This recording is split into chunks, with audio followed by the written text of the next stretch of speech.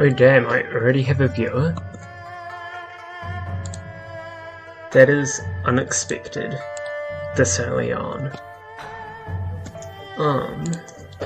Let me finish putting out links to places.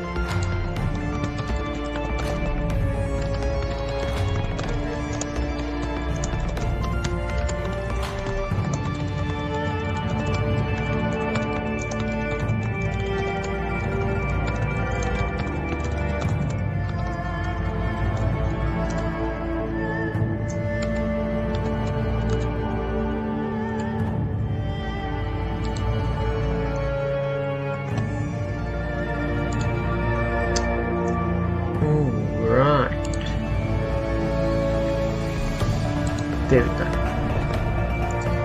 So, last we left off, we found out that the plastic-faced man has a special memory thing.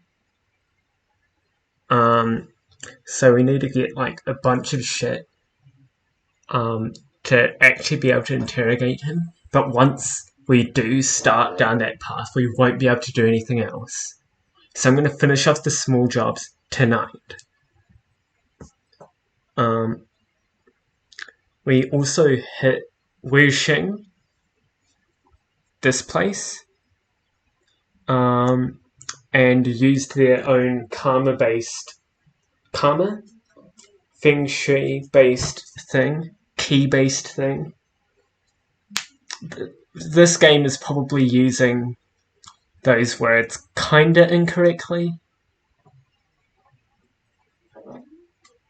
because it do be like that sometimes.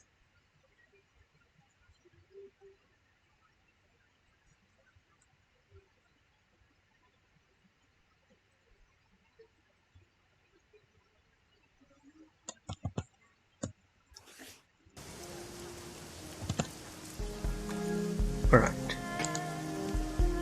So, I need to claim payment and probably talk to everyone else. Maybe sleep.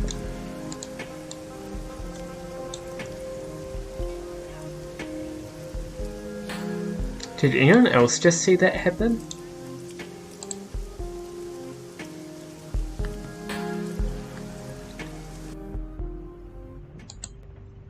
Alright, but claim payment.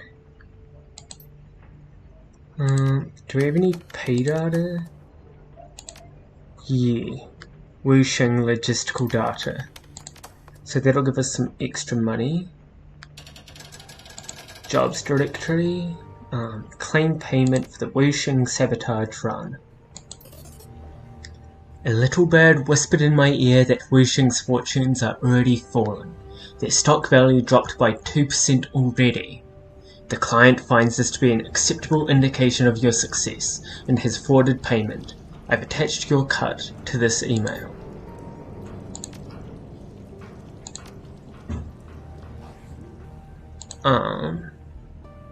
Do I have to sleep or can I talk to you all now? Welcome back. Can we go back to what we were talking about before? Yes, of course. Ask away. So, in your ideal future, people without empathy, morality, or humanity will replace the rest of us. Does that sound about right? Yes, people like me. Tell me, my friend, how does that make you feel? What is your gut reaction to the vision that I have shared with you?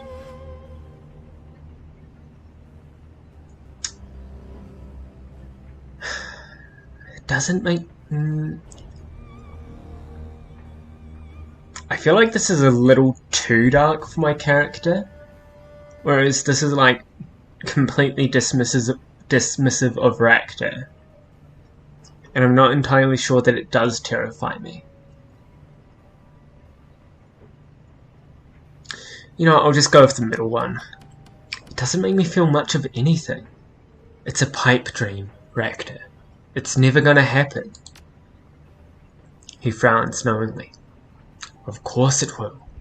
But you do not know, of course. You don't share our selective advantage. I suppose it stands to reason that you would put your head in the sand.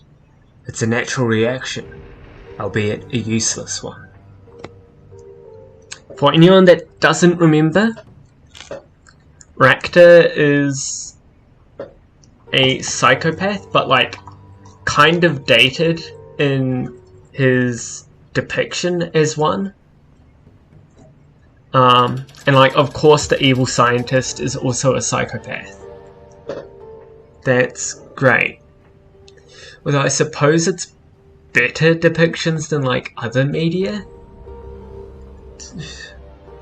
Then again, this is also a 6-year-old game.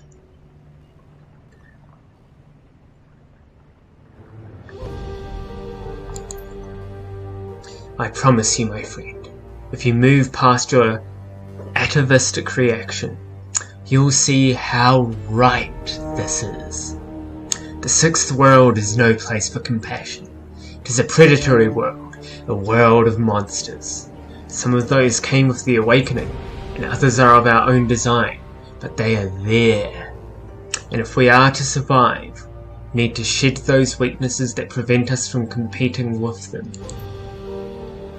I speak with the clarity of a man who is not a man, in mind or in body. The things that others refuse to see are as plain to me as the light of day. I tell you, my friend, life is better this way. One day, you will see for yourself, and you will thank me for what I have shared with you. Oh, I might not have exhausted his conversation. Suppose I'll check in with Duncan Donuts.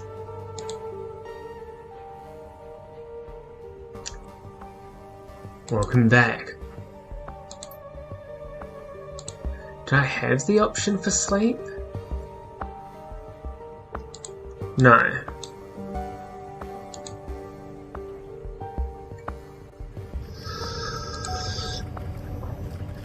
Isabel.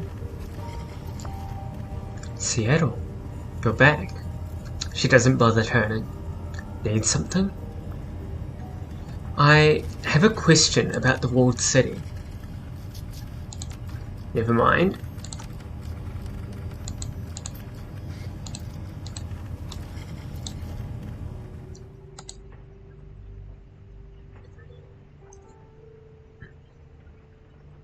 Oh, right.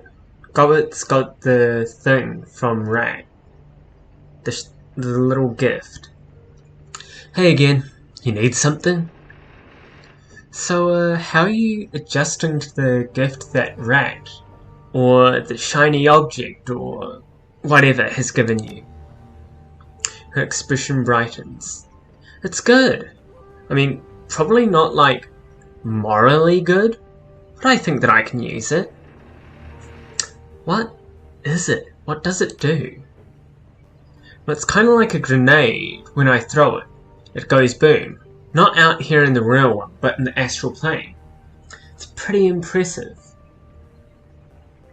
As for what it actually does, it scares the shit out of anyone who gets caught in the blast. Makes them act like idiots.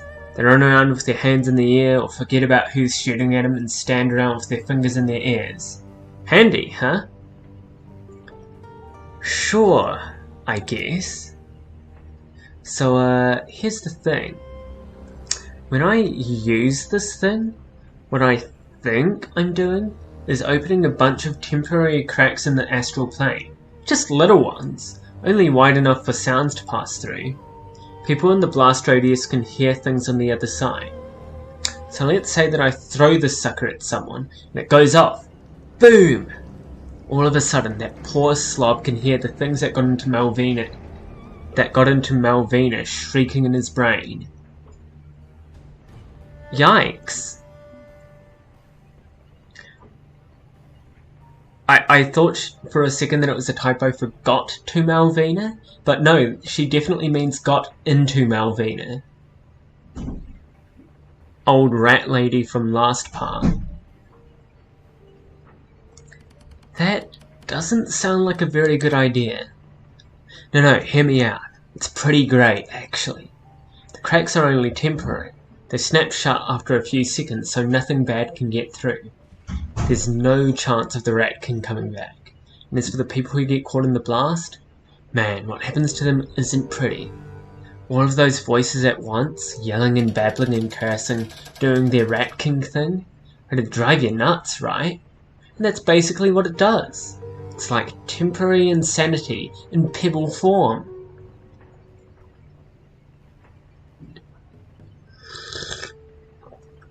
As long as you're comfortable using this thing, I'm all for it. How many did Rat give you? That's the best part.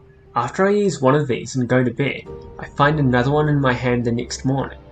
Tried it a couple of times now and it keeps happening. Toss, explode, nap, visions of dancing rats, and ta-da! New magic pebble! Using this feels right in a way that the shiny object never did. I think that it's Rat's reward to me for taking Malvina down or something. I don't know exactly. Never heard of this happening to anyone before. Anyway, it should help us moving forward, and considering what we're headed up against next, I think that we can use all the help that we can get. Alright, Gobbet. We've finally gotten back on track, but got another lesson for me? No, Seattle. No more lessons. You don't need them. You're as much a runner as I am now. Might even be a thing or two that I can learn from you. All of that can wait though. We've got this whole situation with the walled city, and your foster dad, and gun show, and all that to take care of. Kind of a mouthful. Lots of players involved, tons of intrigue. Honestly, I'm enthralled by the whole thing. Can't wait to see how it turns out. Me either, Gobbet.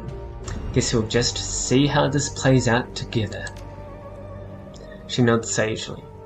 You're damn right we will. Oh, in Seattle? Yeah? The pot on the hot plate. It's always full. I keep a soup going on that thing 24/7. If you ever want any, you're welcome. Just come on in. I'd love the company.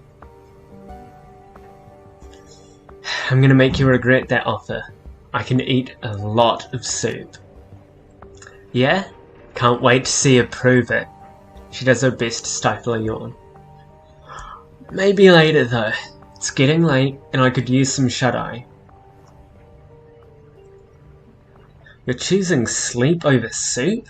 Who are you and what did you do with Gobbet? Ha ha. Smiling slyly, she waves you off with the back of her hand. Scurry along now. Your former mentor needs her rest.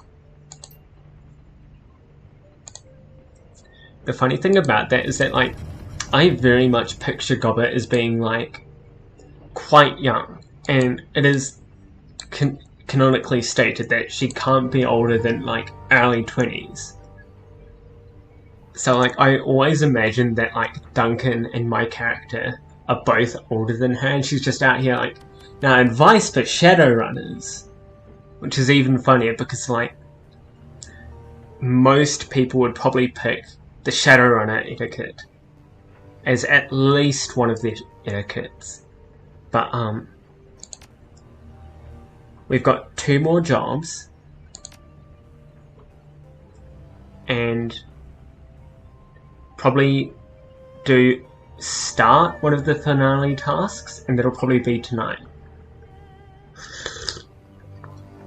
Little birds have been whispering in my ear about an urgent and high-paying run. Steel Arm Lou, a red pole, managed to get his hands on information concerning a prototype laser weapon in development by Ares Asia Holdings.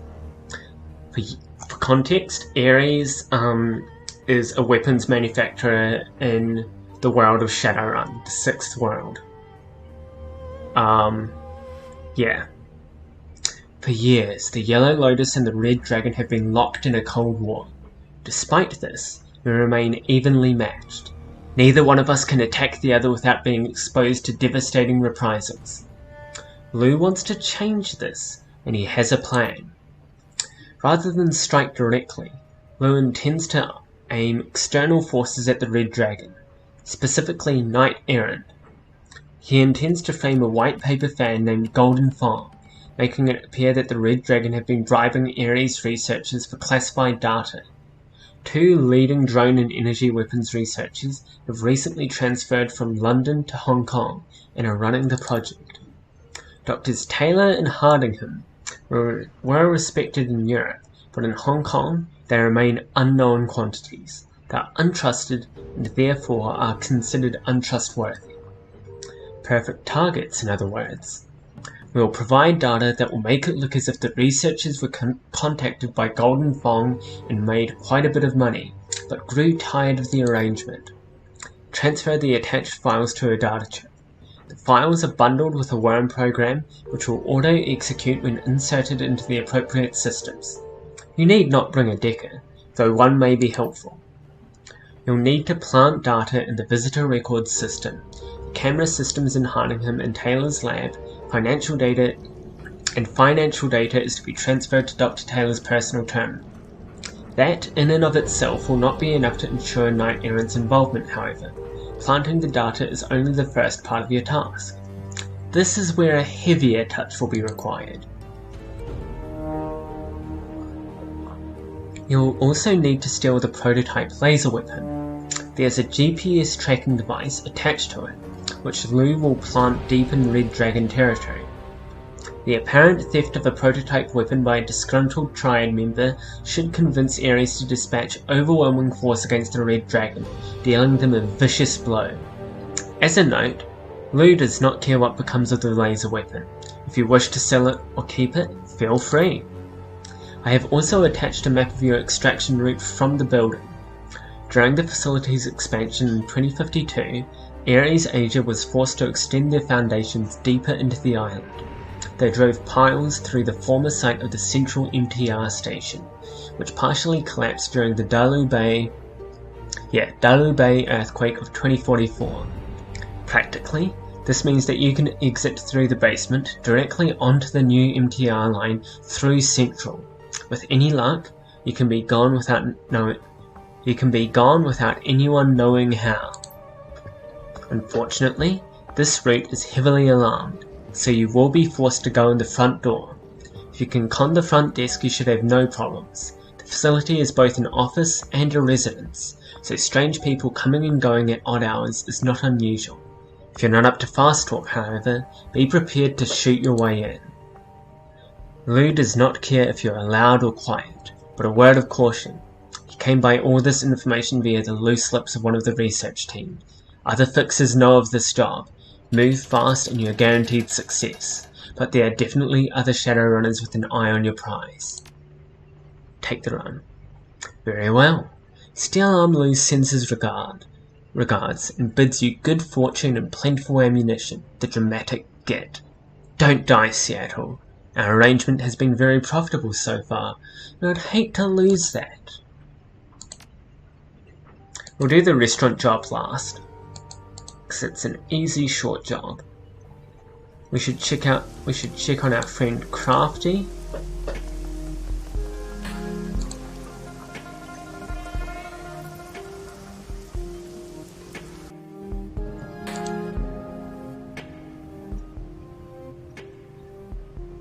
Hey there, still don't have any new information on the Yamakings or the dreams. I think we're going to have to wait and see how things shake out. Like to see your wares, Crafty? Can I get... No, my conjuring isn't high enough for Acid Bolt 4.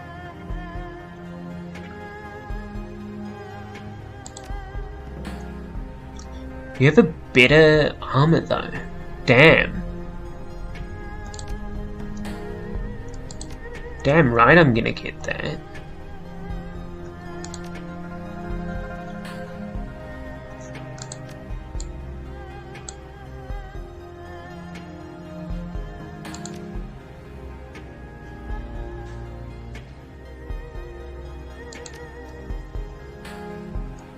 And then I'll sell my old...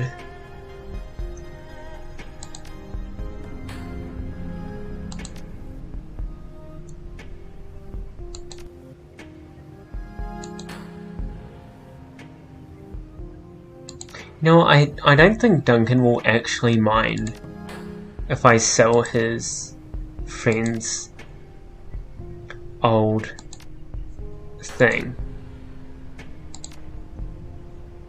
I'm only saying that because I want to get the caps. Caps? This isn't Fallout. How much money do I have now?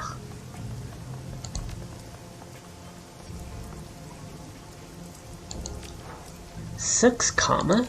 And I haven't spent it?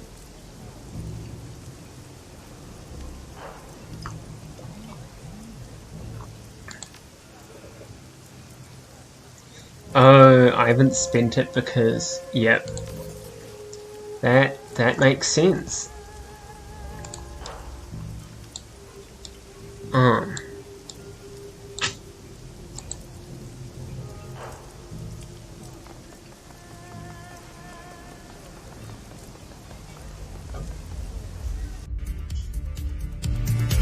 I wonder if I can afford the the grenade launcher I was looking at.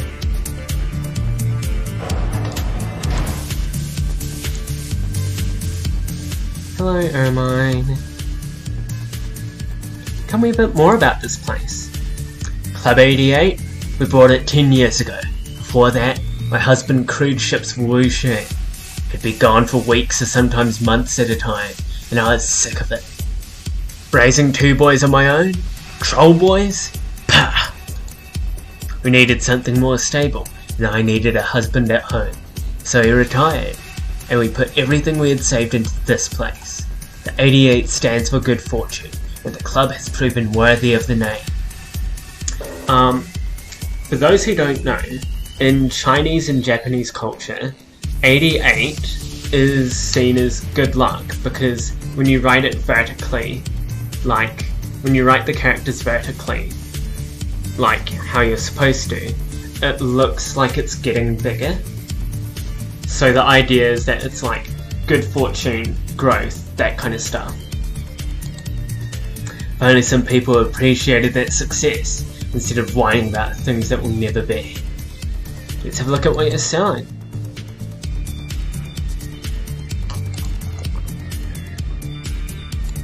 I think the grenade launcher I want is like right down the bottom. Not the M79, but the arm tech. What can I sell? Sandblaster. And don't need force. I don't need a force 2 fetish. That's not great. How much am I up? 50. Surely I can sell.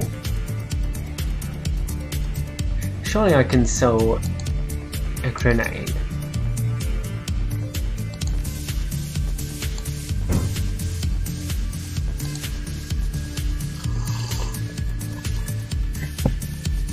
Do I equip it? Yeah. So it's got... So it costs more to reload, but it does have a higher ammo cap and better damage and shit.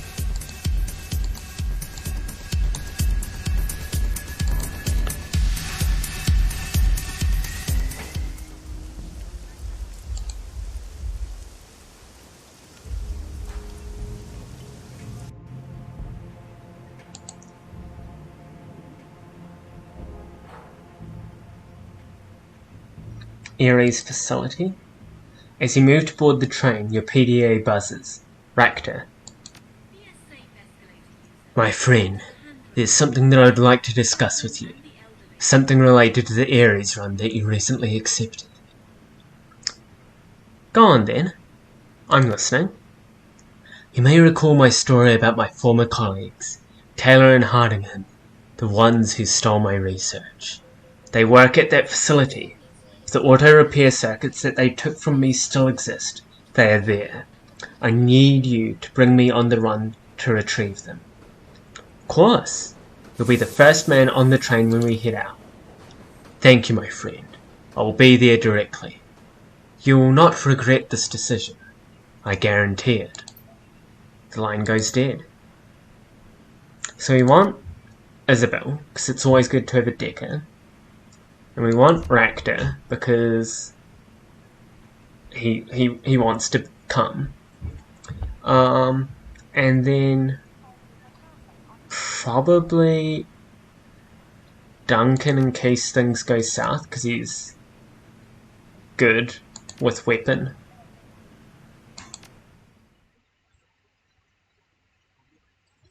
I'm just now realizing that I could have given the shotgun to Duncan, but then I wouldn't have my awesome grenade launcher. So like, who's really winning here? Central Hong Kong spills out along Victoria Harbour, all glittering chrome and neon flash against the night's darkness. The skyscrapers are a jagged nest of mirrored knives thrust into the sky, rending the clouds as they ascend into the heavens. The Ares Asia Holdings complex squats menacingly over Chater Road, a steel and concrete tumor intertwined with nearby buildings in a web of sky bridges and shared parking structures. You make your way inside and ascend to the 5th floor, a public foyer that connects to the restricted areas of the complex. As the elevator opens, you arrive in cold, dimly lit reception area. Beyond it, your quarry awaits.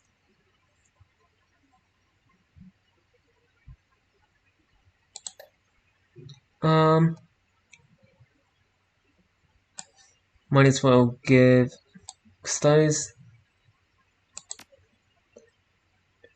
Yeah, might as well give Ractor a medkit so that everyone has 2 medkits.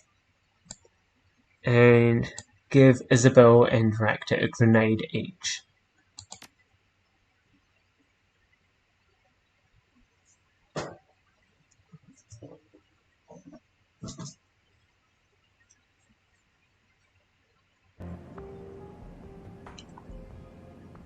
Exiting the Ares Asia Holdings elevator on the 5th floor of the skyscraper complex, the antiseptic odor of the megacorporation's offices assails your nostrils. The immaculately detailed interior speaks volumes of the wealth and control the North American industrial giant has come to wield over the free enterprise zone. Ractor glances at his bracer, pulling up a page of notes on Ares Asia Holdings and scrolling through it. We're looking for a lab between floor 15 and 40. Everything below 15 is shopping and recreation, and the residential areas span 41 to 92. The auto repair circuits should be up there as well. I know Taylor and Hardingham. They'll keep it close to their main lab so they can work on the project in their off hours, and they'll need specialized testing equipment.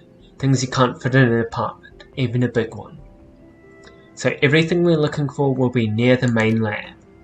Yes, once we plant the altered visitor record data, we can find the lab's precise location. From there, everything we need should be nearby.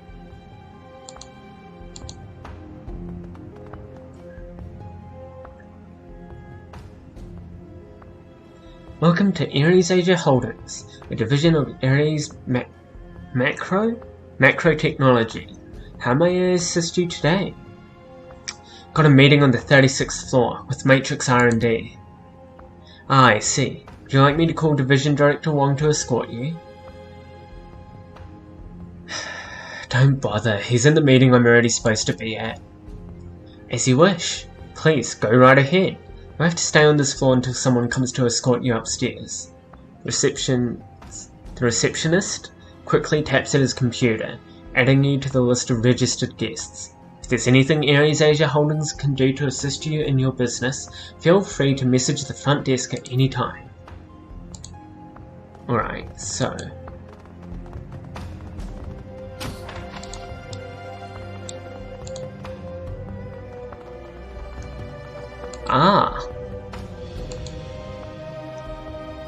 So we can send a drone in.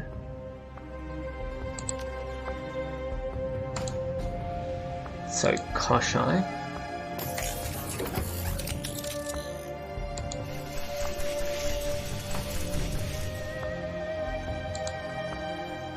Oh, right. Whoops.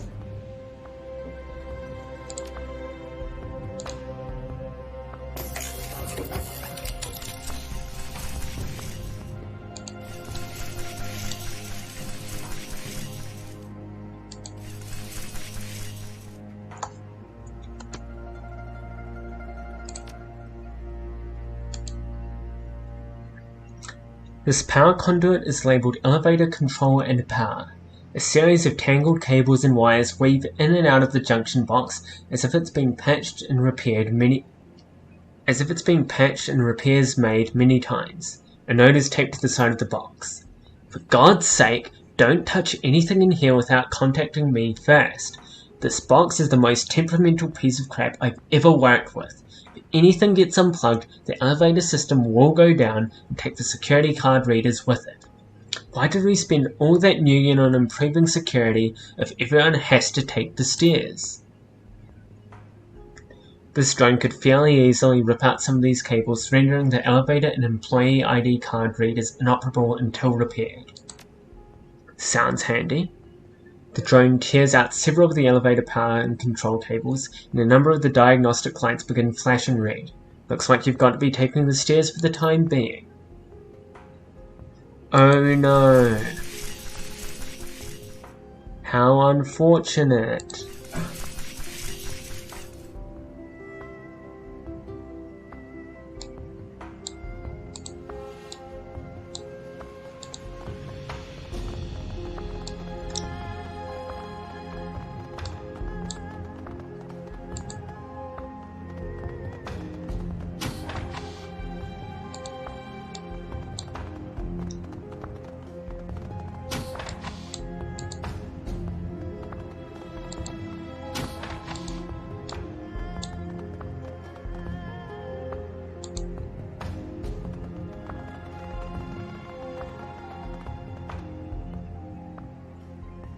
This office computer doesn't appear to be fully locked. It rests on an info page about Ares Asia Holdings. With a little finesse, a decker could probably get into the user's secured email. Let's browse the information first. The contents of this page consist primarily of marketing jargon, smiling corporate citizens, and a lot of information about the relatively recent incorporation of Ares Asia Holdings. Fortunately, there's very little of value here unless you have an interest in stock photographs and corporate jingoism. Have Isabel hack the computer. Isabel rattles out a few lines of code and the machine beeps softly. You know, I'd expect Ares employees to be more careful with data security, but I guess nobody's perfect. From inside the machine's secure storage, you can access recent email and recent project updates. Read the email. Most of the email is boring, lunch plans, updates on hardware requests, complaints about office lighting and things of that nature. One thread catches your eye though. I don't know why you're having such difficulty understanding our matrix upgrades, Sean. I've given you the bypass codes for the blocker IC at least 3 times already. Maybe you should write them down or something? Anyway, here they are again. These codes should allow you to bypass the blocker IC in our secure data store, and also for security scheduling. Corporal? Quack. Matrix Security Division. Don't sass me, Corporal. I wouldn't be in this situation if you hadn't been promising the Matrix upgrades would be complete next week for the past 6 months. After 4 months of waiting, I stopped thinking about it. Now every time I make a pull request from our depot, that damn IC gets in my persona's face and demands another set of passcodes. Thank you for the bypass codes though. I'll write them on the back of my hand or something. Dr. Shun, Ares Asia Research. Project updates. Most of this employee's records involve construction projects in and around Hong Kong. One project, referred to only as number 2231, stands out. Dr. Shun, I'm concerned about the amount of resources you've requested to pursue Project 2231, particularly because we are Ares Asia Holdings, not Ares America. 2231 is an Ares America project, not one of ours. What explanation can you offer for this request? How can it be justified? Director Hui, Ares Asia Finance. I understand your concerns, Director, but you should be aware that all divisions of Ares Macro Technology have been ordered to support Project 2231 where possible. Dr. Taylor and Dr. Hardingham are particularly interested in testing their prototype in support of Project 2231. I'm simply requesting enough manpower to find suitable subjects to test the prototype against. The risk involved in local research is unacceptable at this time. This is the entire reason the bulk of 2231 related research takes place at Complex 68G, and why 68G is in the middle of the frozen tundra. I'd be willing to divert additional engineers for Taylor and Hardingham's project if they would be willing to create another prototype with the intent of shipping it to Complex 68G. I'll talk to them about it, Director. If you think it's not possible any other way, I'll impress that upon them. That's the same thing. Investigates. Oh, that was the secure files. Right.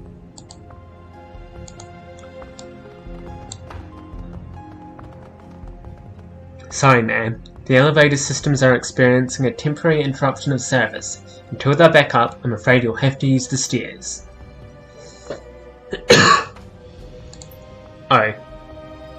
He does that, even if you don't. Was I in there before?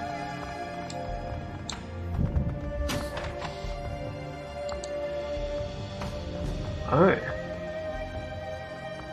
This is a public matrix terminal for guests and visitors. Its primary function appears to be directory and news services, as well as basic email. This is also a perfect terminal for you to upload the fake visitor records.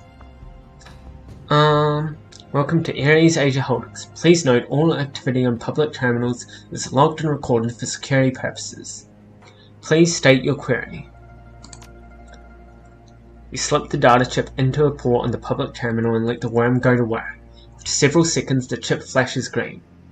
Now, Ares Asia Holdings records show that Golden Fong has visited on several occasions in the past. Now let's look for the doctors.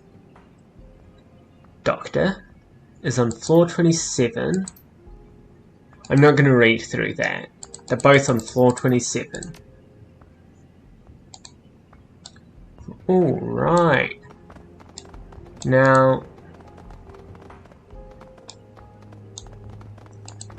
through this door, and then up here.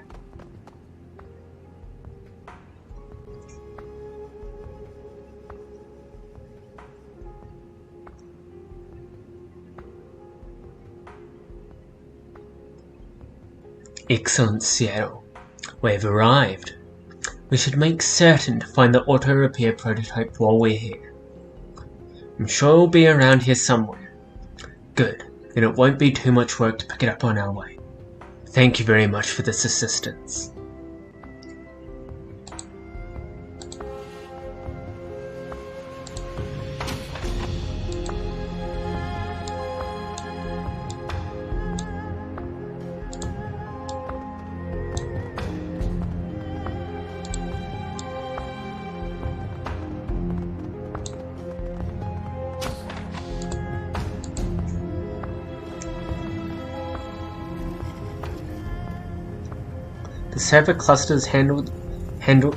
This server cluster handles the local records and systems for floor 27.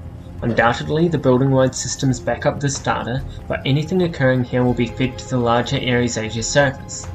This makes it a perfect place to upload the Worm and Fate camera footage. A few moments later, the chip flashes a green light, indicating that camera records for Floor 27 will now show footage of Golden Fong meeting with Dr. Taylor and Hardingham. Might as well get Isabel to jack in, although mission items.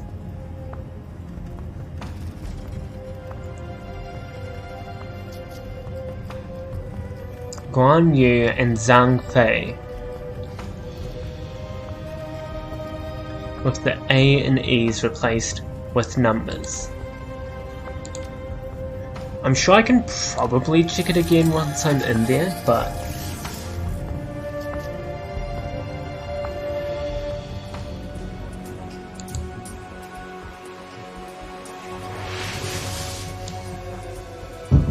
oh boy.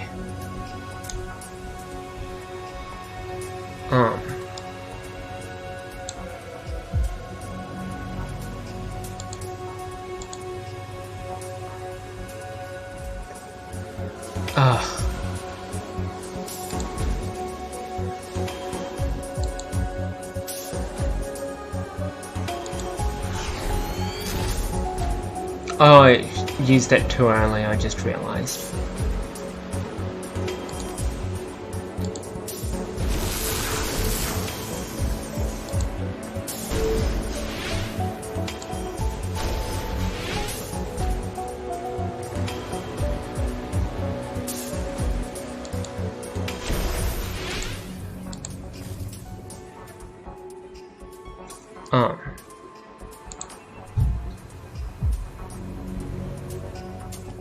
Is it not one of the ones we can...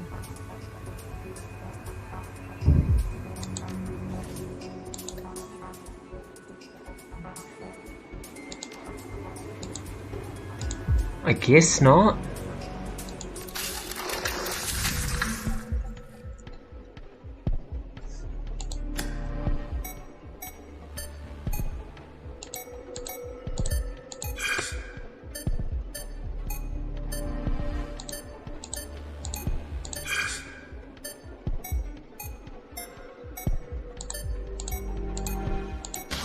Fuck.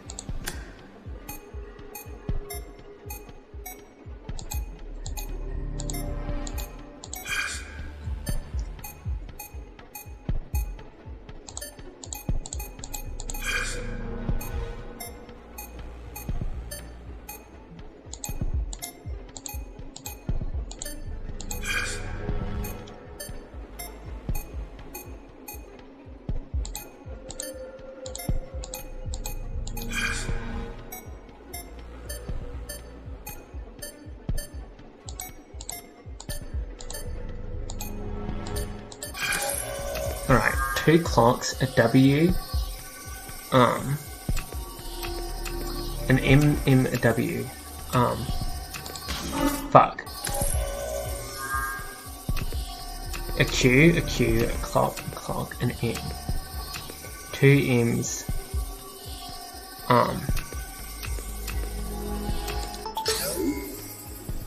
I'm good at this game. I am just not very good when it...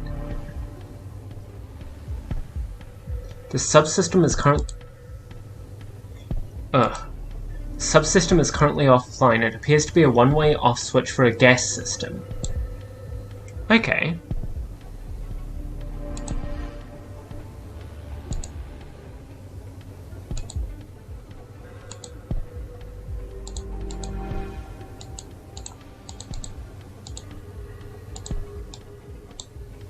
Gas valve 3.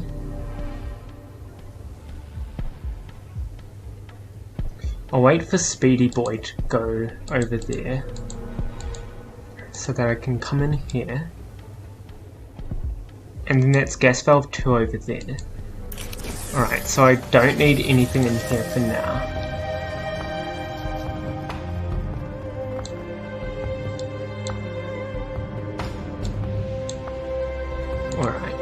going to come in here.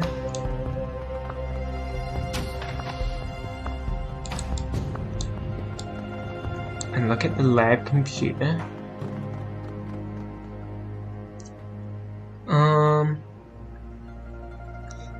Search for auto repair project. Attention, all information contained herein is considered secret/ORCON. Duplication of files forbidden. Authorized eyes only. Select file. Desert Wars field testing. Ares Europe given us the go-ahead on entering the Griffin drone prototypes into this season of Desert Wars. Between the auto-repair circuitry, the MP laser prototypes, and the self-organizing threat assessment programs, I think we've got a great chance at being one of the standout stars this season. Obviously, we have a lot of work to do between now and the kickoff event, so I'm expecting plenty of crunch time. Are they entering it into a reality TV show? Seriously? I know each and every one of you wants this as much as I do. It's hard for me to express how proud I am of this team and all the hard work you've put in over the past year. If we can pull this off, we're positioned to be one of the biggest teams in security drone hardware in the past 10 years.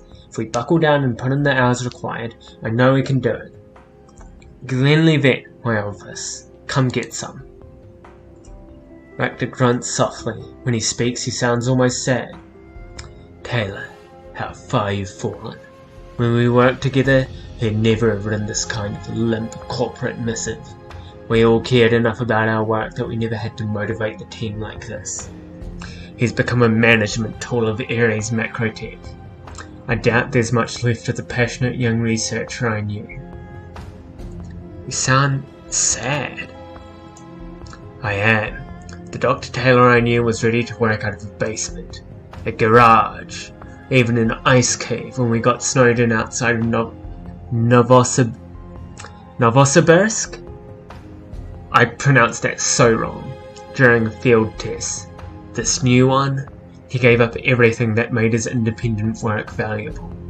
Tied down by inflexible budgets, deadlines, and the arbitrary constraints of a bloated marketing department? Of course I'm sad. His attention is confined by meaningless process, and the world is poorer for it. Self-organization? Hey Ian, I've been encountering a worrying bug in the latest multi-drone mesh network tests. After checking on it, I'm pretty sure it originates in the self-organization subroutines. When the Griffin drones go into self-diagnostic mode and start sharing their telemetry data after field activity, they stop responding to external commands. Even kicking the debugger over to admin mode won't stop them. Looks like they're not responding to outside commands because they're identifying activity orders as non-critical in comparison to their attempts to share and learn from each other's telemetry. It's downright spooky. They tried to push me out of the room during one of the tests, because one started firing the on-share cleanup base camp function, and the rest picked up on it. They identified me as an object to be removed from their secure space. And the worst part is that the trigger condition was me trying to shut down the mesh network. I don't know yet. I don't like the idea of drones making value judgments about administrator orders. I'd like to strip out the self-organization code for future tests until I can debug it. I understood that we're trying to play catch-up with Renraku on the pseudo-intelligence front, but the fallout if this bug spreads could be pretty catastrophic. Wait on the next test. Just a heads up for the team. Hold on further self-organization tests until you get the all clear from me, Taylor, or Yan. There's a bug where the drone network refuses external orders while they're pursuing their self-generated directives, data sharing, learning, battle examination, etc. It's nothing critical, but it's going to make debugging other systems a pain in the ass until we get it sorted out. General tests are still a go. 10 to 1, they're still using my old code. Sounds like the same kind of bug I encountered during my early tests in Moscow. Rector runs a hand through his hair, squinting at the computer screen from over your shoulder. The problem is that they're trying to give orders to the drones while the drones have prioritized their own desires over those of the end user. They'll never respond so long as they're in group reflection mode. You're saying the drones don't listen because they're busy with their own work and don't want additional work? In essence, yes. The more complex pseudo-intelligent drones become, the more we have to learn to convince them that what we've ordered them to do is the best course of action, within reason. Part of the reason the self-correction code exists is to protect against user error. These drones are only doing what they've been designed to do. The deeper I go into data sharing and self-development code, the more I came to realize that it was impossible to build a truly independent drone. To build a truly independent drone, a system as simple as waiting order priority. Checking from A to B to C is functional, but inelegant. My solution was to create a system of interlocking desires and motivations that shift and change over time. The only overriding principle is that both Koshai and I must work together to solve problems. What would happen if you attacked Koshai? Raptor shoots you a quizzical look, as if he didn't understand the question. I would likely miss any shot I took. I've got poor aim, and Koshai is good at taking cover. Assuming I hit it, however, it would ask me why, and if I couldn't explain myself sufficiently, Koshai would protect itself. Of course, I do have a universal kill switch, so that wouldn't happen. Search recent messages. Tension or Olympics cancelled. Can't stinking believe it, Jim. After spending all that time and money tracking down tickets to the 2016 Neo-Tokyo Olympics, the OIC's cancelled them entirely. Some crap about not having enough participants. I guess that a ton of countries pulled out in protest over Japan's treatment of metahumans and the way they've handled their holdings in California. I mean, yeah, I'm all for equality, but the Olympics? That's about brotherly love, the spirit of cooperation and the unity of mankind. Can't imagine anyone using them for such transparently political purposes. It breaks my heart. Yeah, the Olympics have never been political. What are you talking about? What do you mean that black people getting inherently discriminated against in the Olympics is political? That doesn't make sense. It's just sports, guys.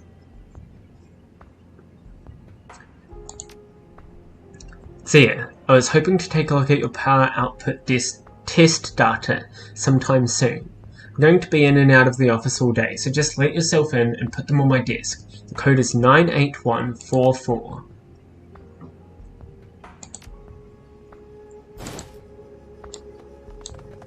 What's out here? Not much.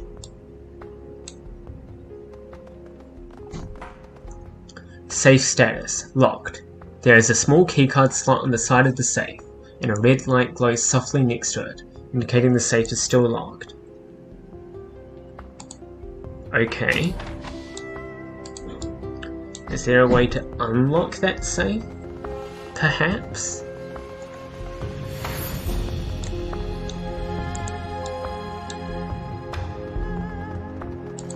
Dr. Taylor's office.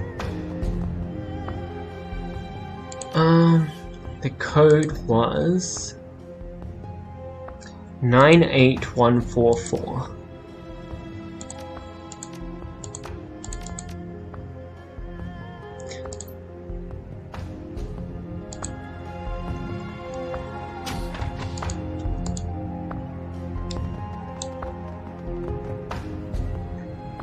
Aries Asia Holdings wishes you plant financial data.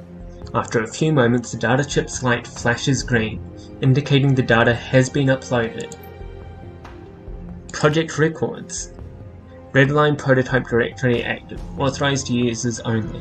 Remember, security is everyone's business. Security briefing. Attention, Aries Asia Holdings employees and residents.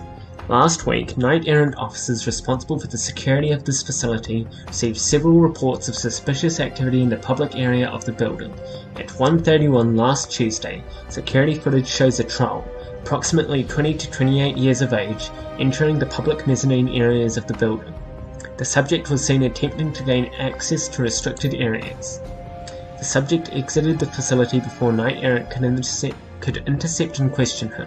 Reports from Ares citizenry indicates the subject was asking about research labs working on directed energy weapons. Several hours later, the subject was seen re-entering the building from a side entrance, wearing a custodial uniform. Knight Errant guards attempted to detain the subject, but during their arrest attempt, both guards were severely injured. Any employee or resident should contact security immediately if they see this troll. Do not attempt to detain him or interact with him in any way. The subject is considered highly dangerous. Damn. There's a note attached from the Knight Errant facility security. Dr. Taylor, it's come to our attention that you have not been treating this threat with the seriousness we believe it deserves. Please remember that the safety of your person and your research is not solely your concern. A strike against you is a strike against all of Ares macro technology. When engaging in off-site entertainment from now on, we would request that you travel with a group. Thank you. We've had to change the emitter and focusing array in our latest MP4 Redline prototype. Prior to this, we were using the same emitter array as the MP Laser 3 since it's a proven design. Unfortunately, that array is too large to continue using at this point, and is a legacy software that we need to update. The largest problem is that the outer lens is 3mm too large for our new housing. In light of that, I've commissioned 20 new focusing arrays. They're being manufactured in Detroit but should arrive next week at the latest. The fabrication technique is the same type that we acquired from Zeiss last year. It should give us superior beam coherence even in high dust and fog situations. Damn! Personal notes on MP Laser 1 research. I've been going back through the files from Ares Arms research on the original MP Laser. A lot of the work was done by one Dr. Elliot Mills Fargo. Unfortunately, Mills Fargo is dead. From what I can gather, his son killed him during a drunken argument. What's curious is that most of the researcher's files have been heavily redacted. It's all very curious. It's almost as if Ares Arms doesn't want anyone to know anything about the initial research. It's very curious given that we're all supposed to be working towards the same thing, aren't we? From what I can gather, Mills Fargo had a radically different design philosophy than Heinechem and I. Most of Mills Fargo's notes indicate that he was primarily interested in purely vector solution fiber lasers, rather than our own dye-doped matrix technology. From what I understand, that's also the basis for Winter Systems' own attempts at a man-portable laser solution. Can't find any evidence on how they would have developed that technology without access to Mills Fargo's work though. Curious. He likes to use the word curious a lot.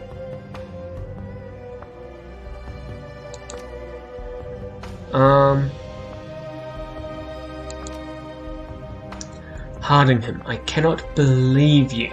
Did you tattle on me to Knight Errant saying I'd blown off the security brief and ran to go drink alone?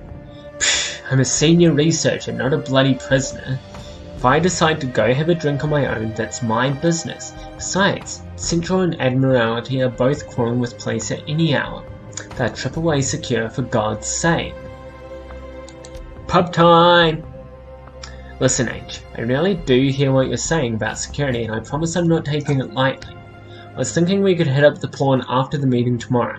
We've got 8 or so takers from the lab and Knight Errant promised to loan us a low profile bodyguard to make sure nothing goes awry. How's that sound to you? They changed your door code while you were out on vacation. The chips got a little fried when someone forgot to close the shutters in the laser lab when they were testing one of the new emitters. It's 23847.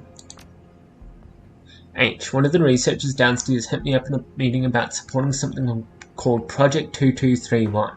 It's headquartered in the Algonquin Manitou Council, some godforsaken black site called Complex Number 68G, because it has something to do with that debacle in Chicago. Research into clearing up the CEZ and whatnot. I thought it would be nice if we could give them a hand. Just lend them a prototype or the specs. Let them test the laser out there.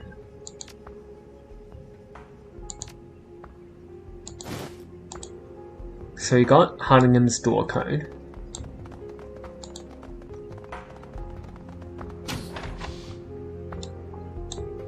up. Hey, who the hell are you? I don't recognize you, which means you sure as hell don't work on this floor. What's your business here? I need to get into the lab. No, you don't. Now get lost. I'm gonna beat you until candy comes out.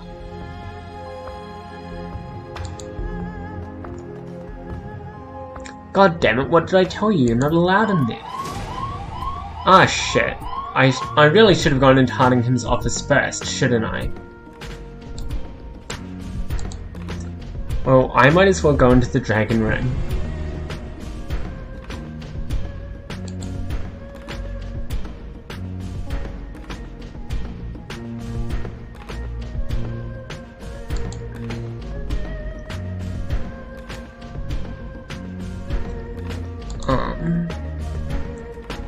Gonna save Raptor for last and have Duncan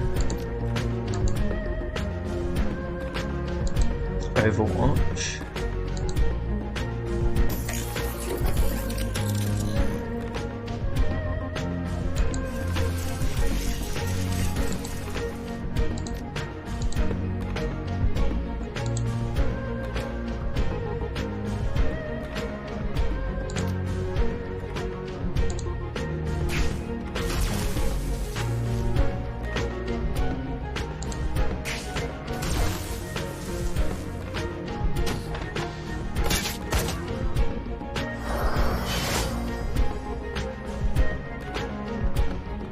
Bro, homie.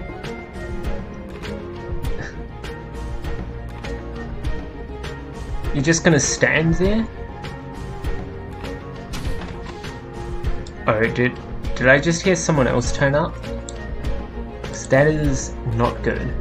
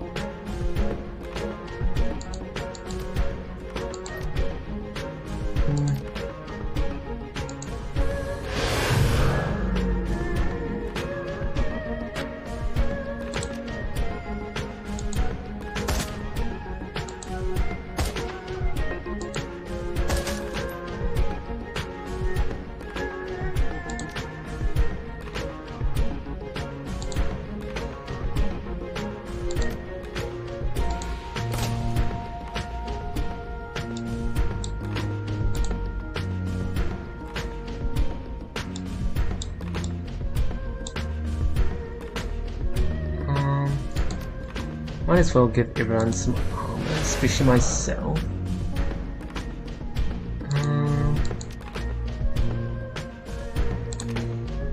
And put Koshai on. Hold on. Shotgun Overwatch.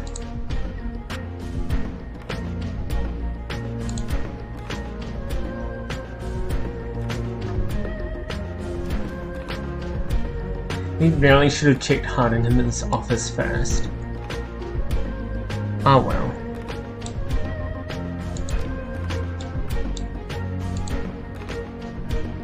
Actually, pistol's probably a better idea in case they get a little too close.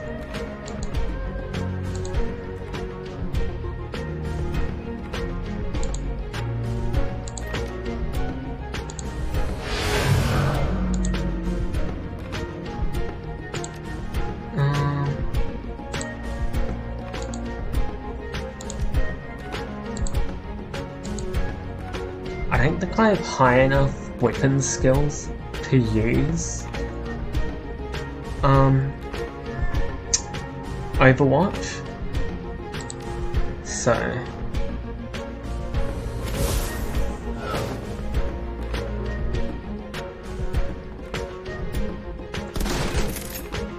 ouch.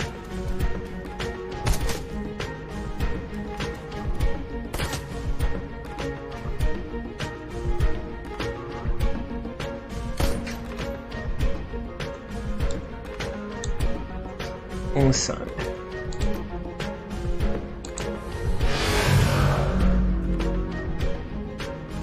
even if I am not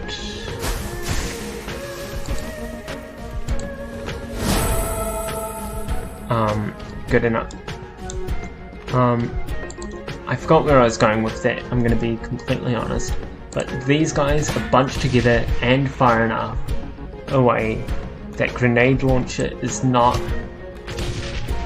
a problem so long as I can hit. Holy fuck.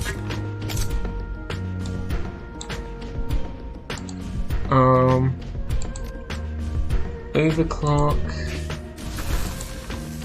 and manual focusing and just shotgun.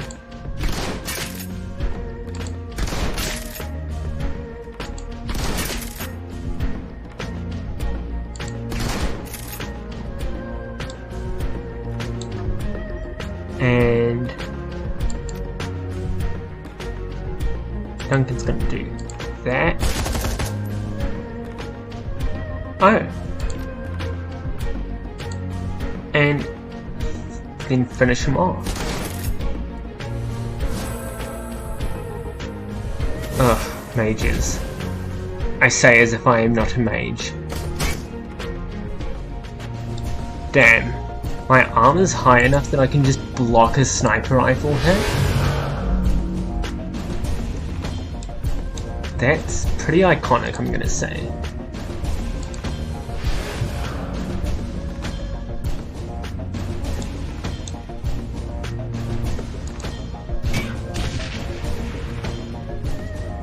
Come on, Isabel.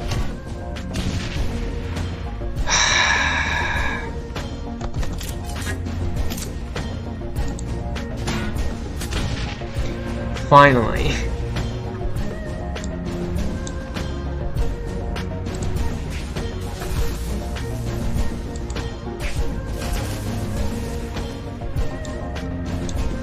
I wonder if it stacks if I do that thing twice with the servos.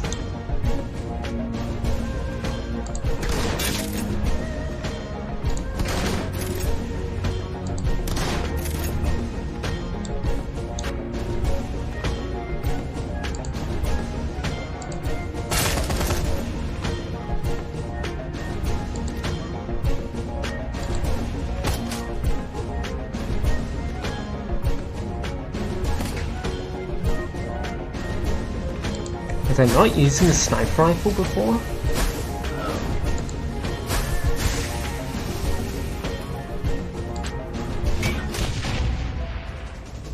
Raptor peers intently at his bracer as he scans the room with it. I think that's the last of the security on this floor, but it won't be long before reinforcements arrive. They're sure to notice when their soldiers stop checking in. I just hope we can be gone before they realize we're ever here. Don't like the idea of Knight Errant tracking us back to the bolt hole. The last thing we need is a bunch of armed shoulders coming to where we live. That's unlikely, thankfully. Of all the megas, Ares has the best relationship with the Shadow community. They'll kill us, to be certain, but their management understands that we perform a necessary service, one that they pay for with great regularity. That wasn't comforting at all, Raptor. What was Hardingham's code again?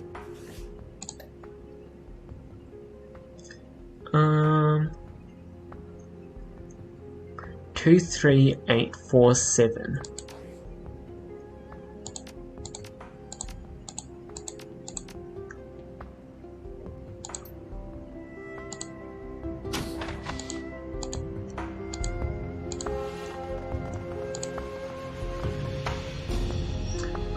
Project records. Preliminary reports aren't good. We can miniaturize the aperture and emission array from the MP Laser 3. It's definitely possible to get down to a handheld size. That's never been a problem. Energy density is the core concern. Our batteries just aren't up to snuff if we shrink them down to pistol size.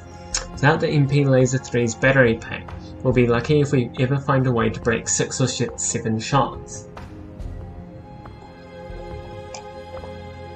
It's a terrible problem. and one the boys over in materials science have been dragging their feet on. I've been checking into using some of the new dual-phase batteries, but the costs seem prohibitive. I've made a note to Director Hui asking if we could get some help from Ares Arms Europe. The Fire Lance research team's made a great deal of headway using staged graphene capacitors. Maybe there's something we could learn from them. This is the security briefing. Dr. Hardingham, it's our belief that the troll we recorded is interested in the research you and Dr. Taylor are undertaking. As such, we will be providing extra security for your off-site team building exercise. Please be extremely careful when not within the facility. Your research and person are under threat at the moment. Redline prototype directory. Drone integration. Things proceed apace. Assuming a standard medium drone is like the Inquisitor or Rover 9230 models, the drone provides sufficient power to enable the prototype effectively unlimited bursts, though there's a 30-second charge time if the capacitors are drained rapidly. The small size of the emitter lens also means that the prototypes can be mounted modularly or internally as the platform dictates. For smaller drone sizes, the output is more restricted but still valuable. Charge times increase to between 2 and 5 minutes, assuming standard battery power. This does unfortunately reduce the drone's loiter time. Each shot reduces the loiter time by approximately 2.5 minutes, more than enough for a sustained engagement, but something we want to keep an eye on. I believe we can increase efficiency in these cases by including a supercooling medium, liquid nitrogen or the like, to reduce the heat pump's draw from the power systems. Maybe something like we worked out for the Sentinel P series bursts. Project records. I know we were in there. Email. Taylor, I don't think you're taking the security breach seriously enough. A bloody troll tried to waltz into the building not just once but twice. He beat up some of the bully boys downstairs and he's definitely after our work. And do you want to waltz off to the pub like nothing's happened? At least go in a group, man. Listen, I don't know how you managed to beat me in that last game, but I know you're cheating. All the data checks out, but I can't believe your aim's suddenly gotten so much better than mine. When I find out what hack you cooked up, you're gonna owe me 50 new you. Either that or your characters are all gonna be wearing bright green line costumes from now on. I wonder what that's in reference to. Dr. Taylor, we appreciate your concern about the threat neutralization system leaking from your office air vent. Your safety and the safety of the lab are our topmost priorities. Till we can get maintenance to inspect the valve, we can access the security controls for Vent 3 via the Matrix. The blocker IC code is Cortex Frizz. Should any further leaks occur, please contact us again. Okay, Taylor, if you've gotten 8 people and a bodyguard together for a pint or two after we have our meeting, I'm game. Sorry about being so testy early. Just don't relish the idea of being beaten to a bloody pulp by some drug with an interest in my research.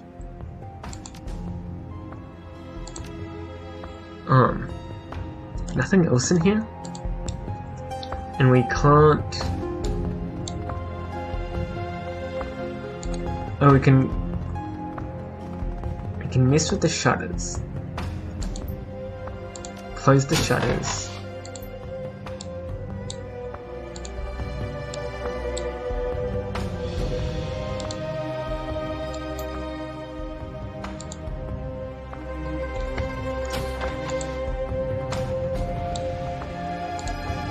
Is it in the security office?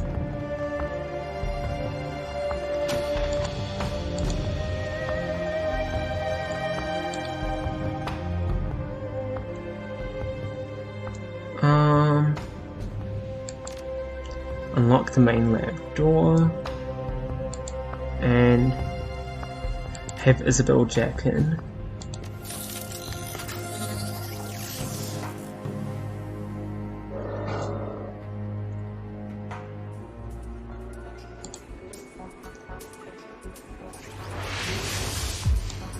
Oh, it's the same place.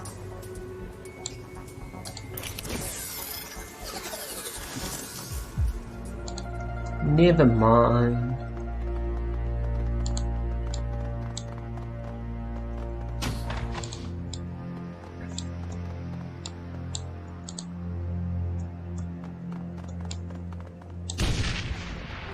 The stillness of the Ares laboratory is suddenly rent by the unmistakable sound of an explosion.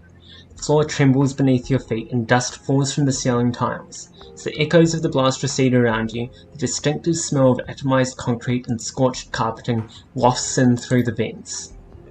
What the hell? Somebody set off a goddamn bomb somewhere on this floor. That wasn't any kind of accident. Remember what Kindly told us about other runner teams getting pitched this job? I think they're about to show up.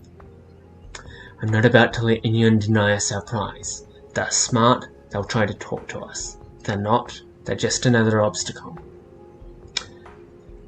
Nothing's changed for us. We do the job. Roger that. Keep your eyes open, don't make any mistakes, and we'll get out of this in one piece. Anyone takes a shot at you, put him down hard and fast.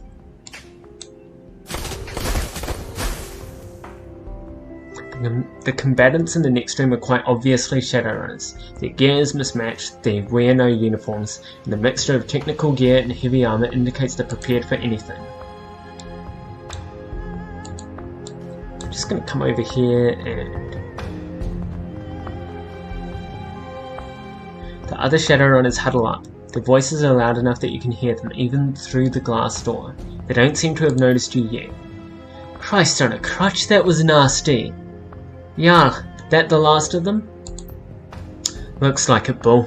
My C-12 wrecked the stairwell, so we're safe from backup via that route. Dizzy, how you doing? Remind me again why we went to the executive level before getting to the lab? I'm all for a brawl, but putting 4 knight-errant adepts off of Opti isn't my idea of a party. You, sir, need to practice your martial arts. We had to go up there, Dizzy. Without the keycards to get into the lab, we're as good as dead. Bull could have hacked the door, but his deck got slagged after you threw that rigger into him and broke his concentration. Okay, well we have plenty of blame to place later. Right now we have to get the hell out of here, nab that prototype, and clear out before they get more soldiers down to this level. We got a job to do, people, so let's get cracking. Hey Bull, looks like we've got some company in the lab. Son of a bitch. Guess you guys got here first. Tell you what, we'll come in there and we can talk this over. Bull waves an RFID keycard at the door, but it only buzzes in denial. He glances at the keycard in irritation and then turns his eyes to you. Hey, would you mind letting us in? I'd rather not be trapped in here when knight-errant backup arrives. No, I don't think so.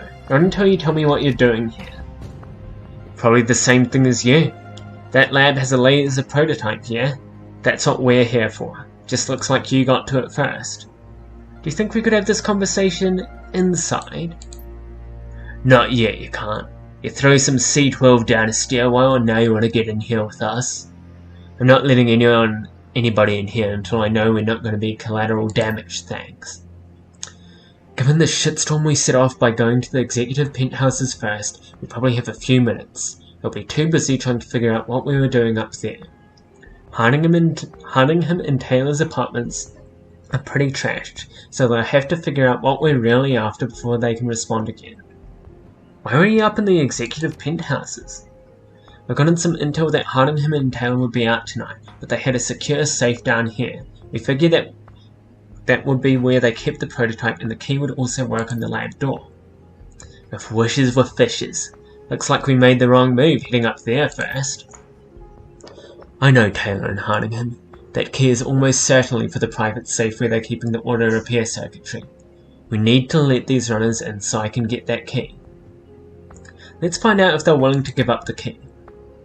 Yeah, you made a decision yet? I'm getting kinda nervous out there. Give me your keycard and we'll let you in. Well, I don't know what it goes to, but it sure as hell doesn't get us inside that lab. Sure, I guess.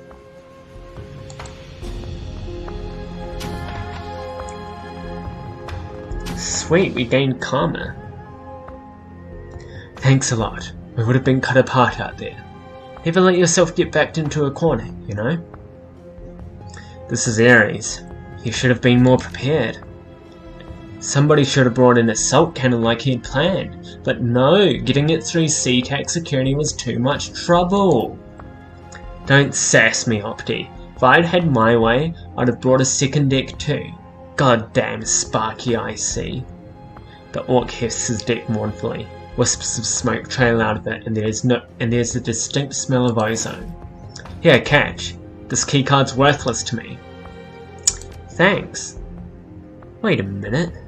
I recognize you. You're Seattle, right? Your name's all over the shadows of Hong Kong.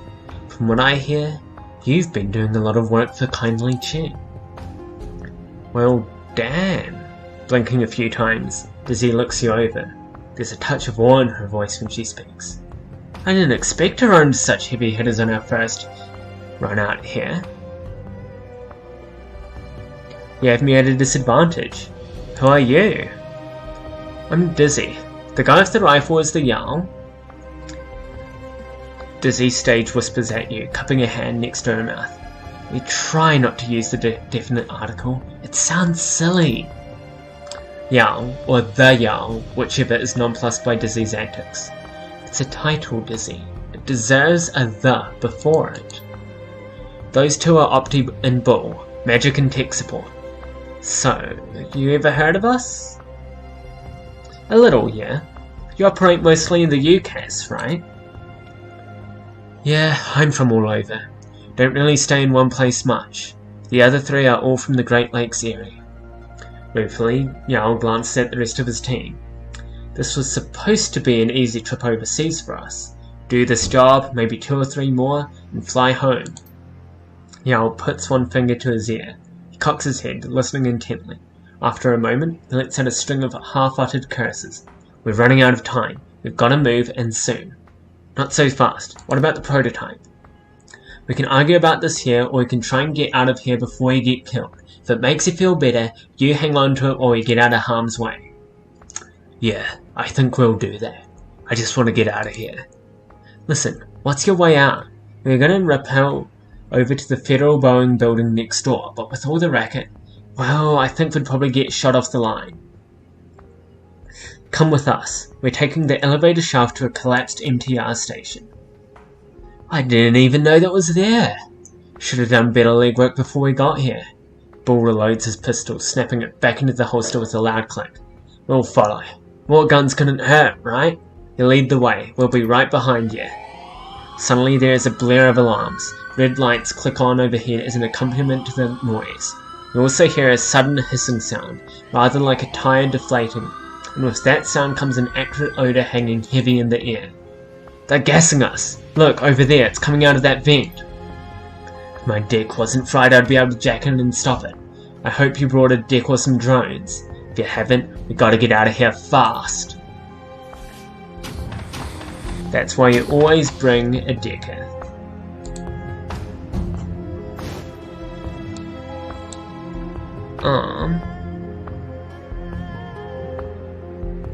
And then I'll probably want to bring Seattle up to here.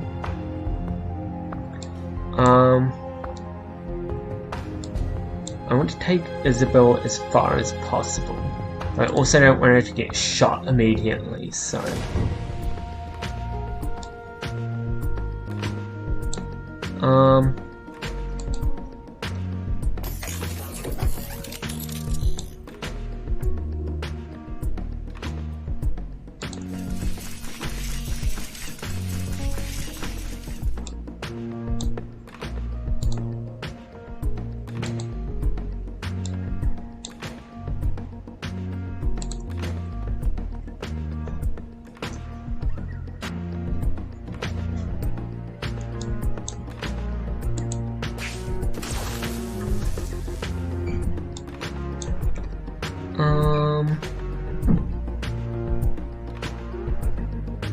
pop Duncan down here and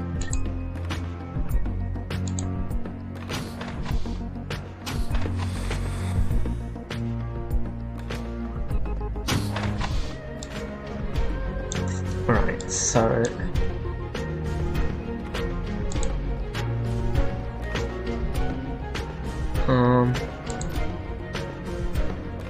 Might as well put that on Koshai.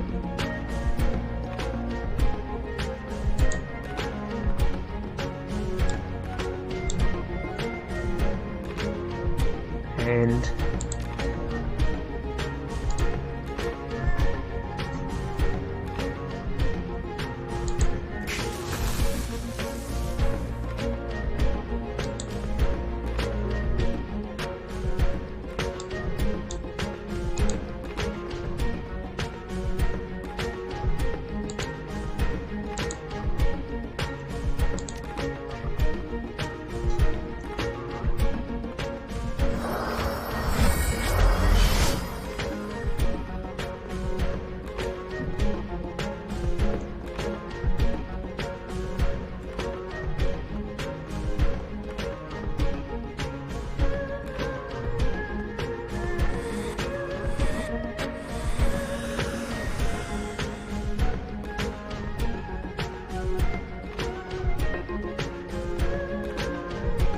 alright, so can I haste Isabel?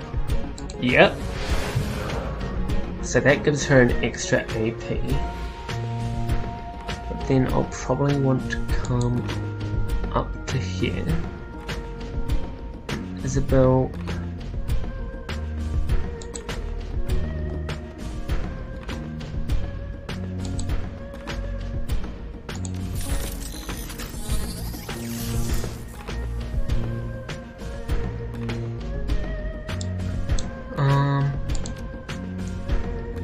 Actually, I want Koshai to be, or overclock Koshai, and then move up as far as I can with Ragda, and then that way I can bring Koshai up here and take a pot shot at someone. A couple pot shots.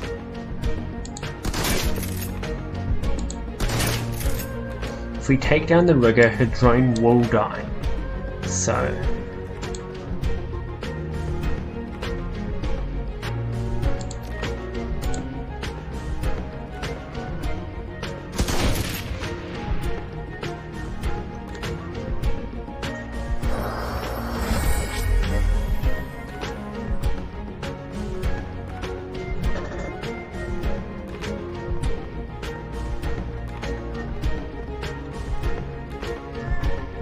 I'm worried that they're gonna go after Isabel.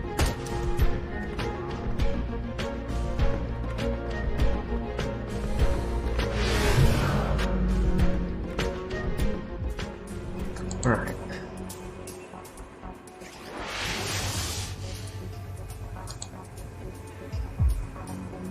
How did I not get seen?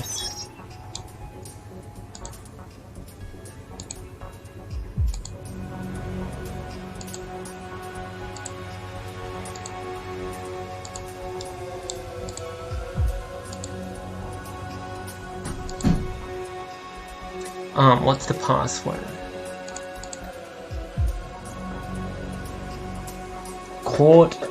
Cortex Frizz.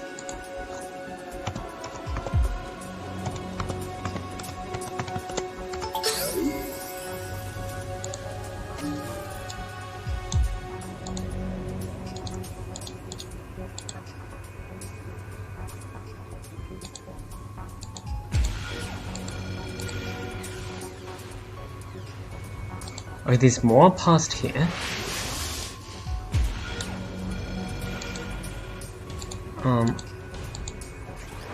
I should probably focus on getting the gas valves shut off first, though. Ah, motherfucker.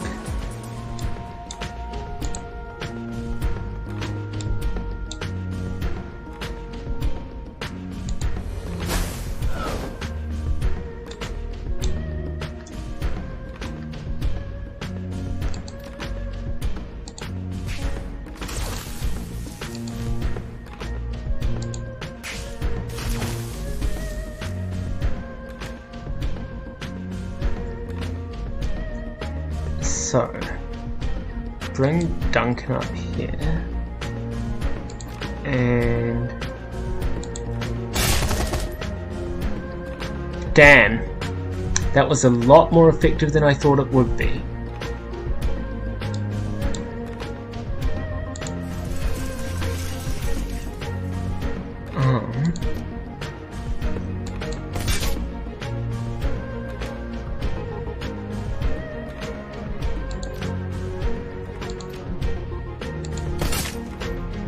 I'm sorry if you can hear my flatmates. I don't think you should be able to. But,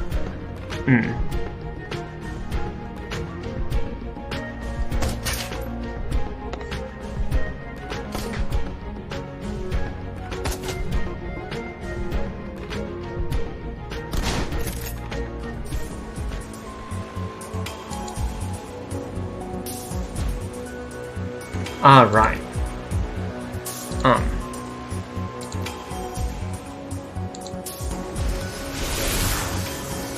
Come on.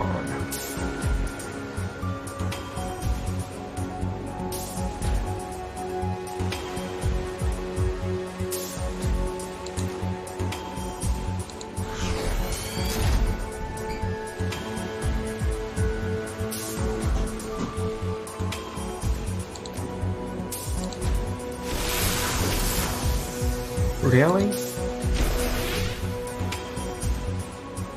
Might be better to just summon my, whatever you call them, ESPs.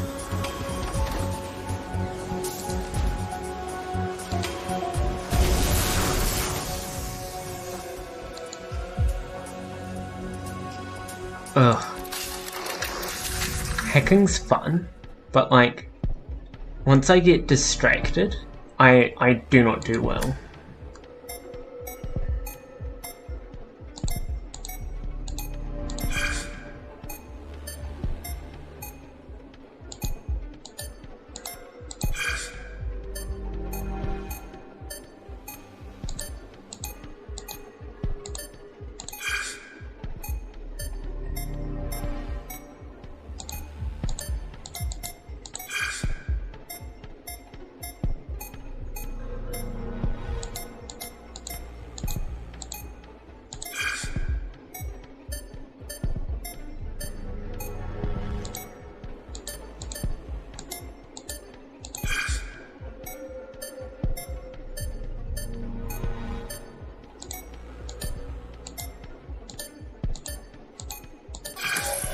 Right, M on the second one.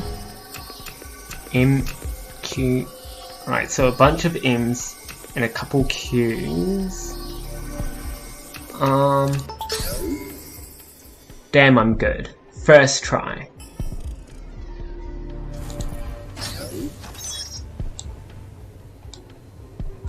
So that's all the gas valves.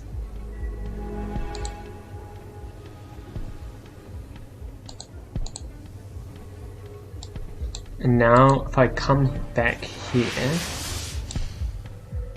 there's a door over here and a door over there, but I might as well just try and... Well...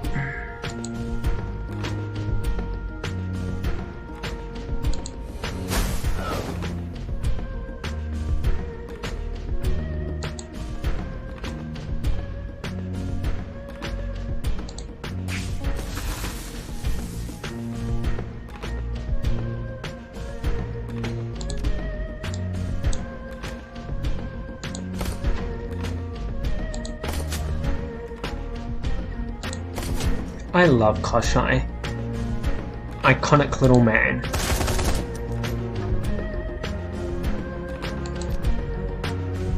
Oh, I can just use the overpowered ability.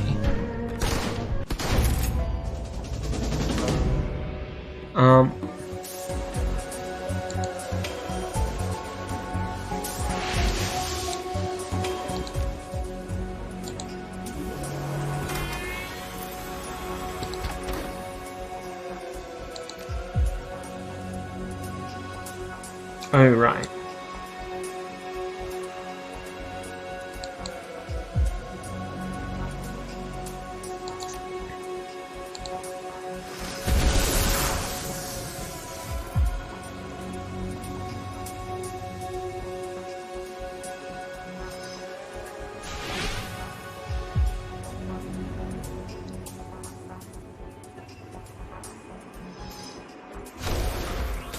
Bruh.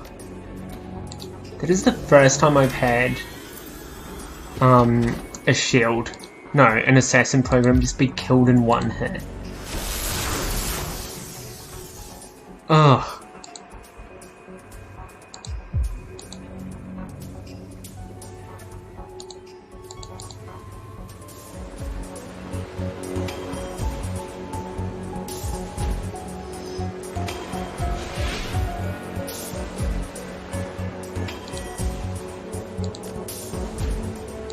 At least I can bring the shield boy back.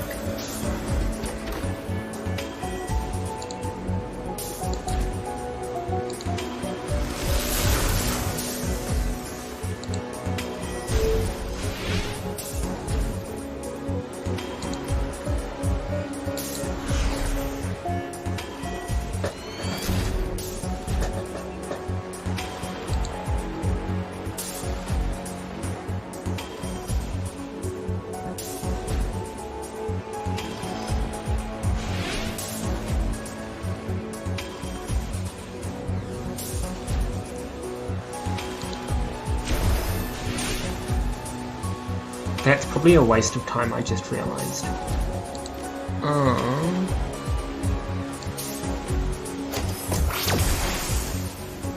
Bro, if that killed my if that had killed my shield, I would have been so mad.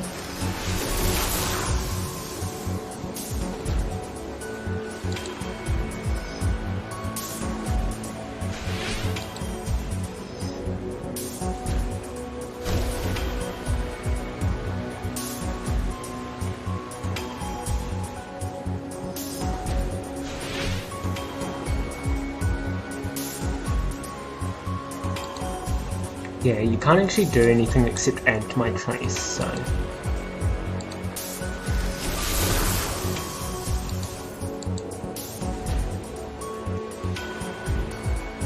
Ugh.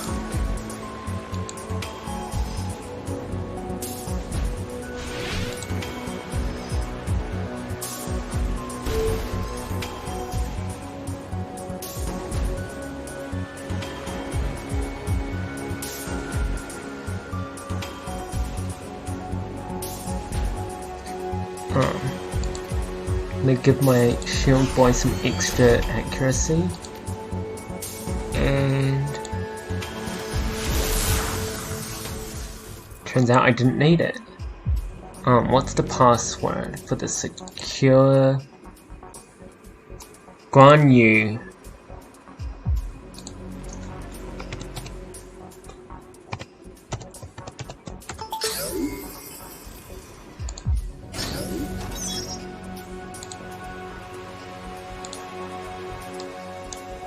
Uh-oh. Never mind.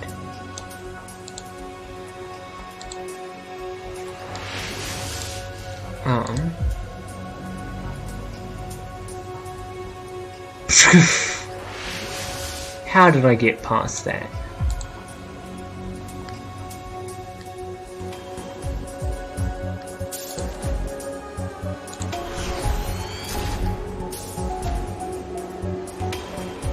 Oh boy, that's not good. Instant 40 trace.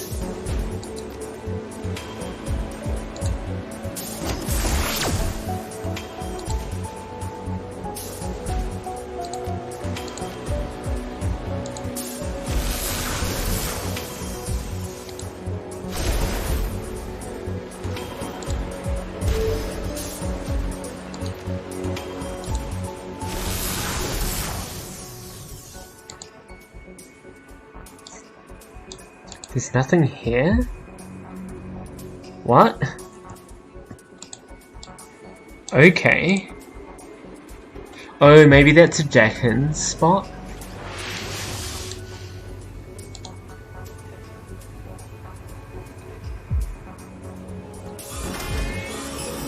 Oh.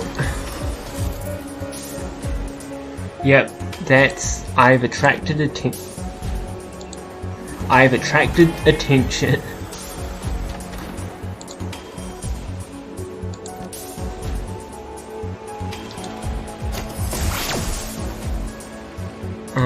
And gonna give sniffer to the shield so that it's not useless.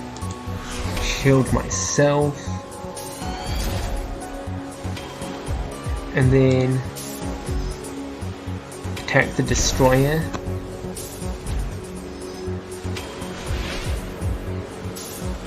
I think this might be the first time playing through that I've actually triggered full alert level.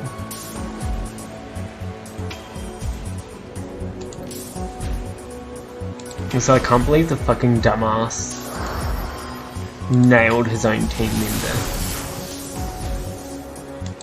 'Cause that is a human being there.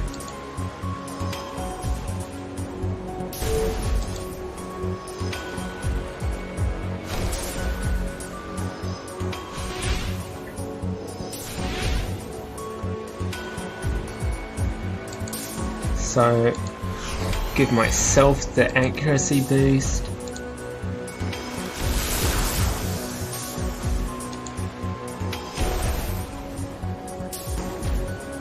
And send the shield. Really?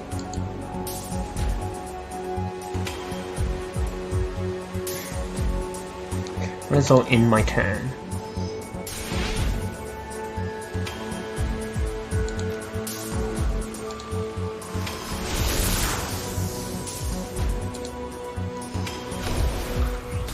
Alright. And there should be data over here.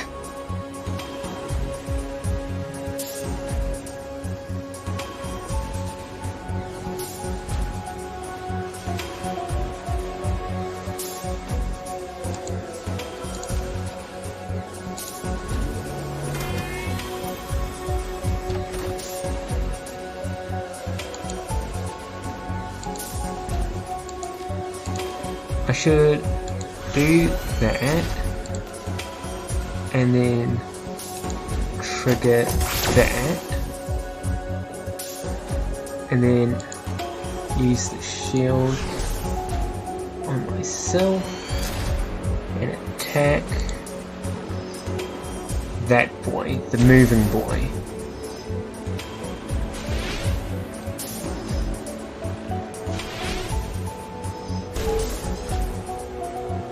Oh no, I gotta heal my boy.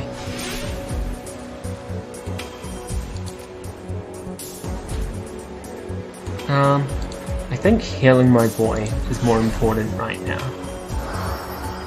And he does not have an accuracy boost.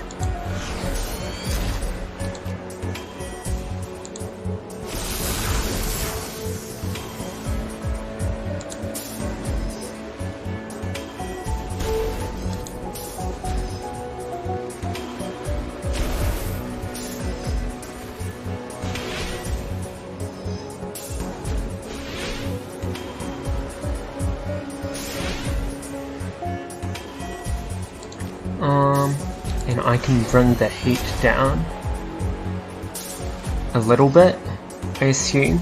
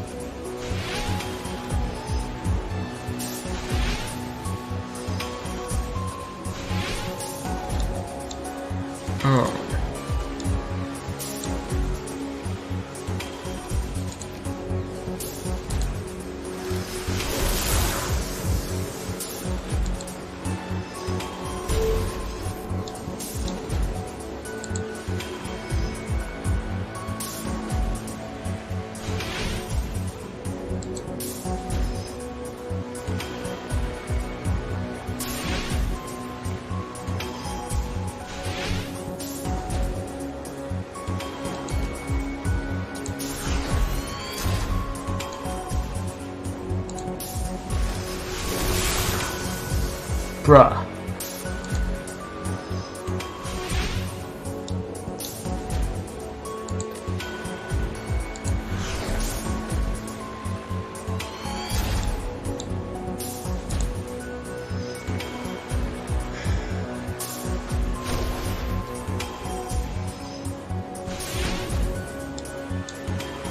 Alright. surely...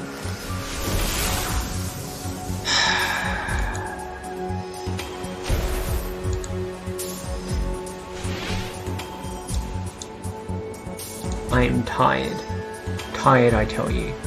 Also, I just realised that the accuracy boost ran off on the shield program, so oof.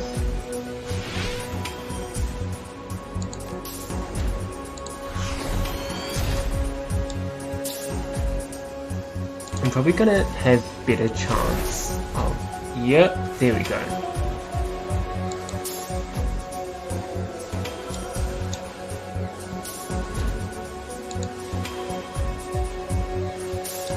Can I attack either of the doors from here?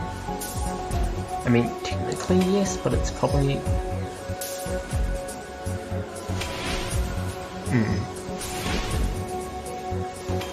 So...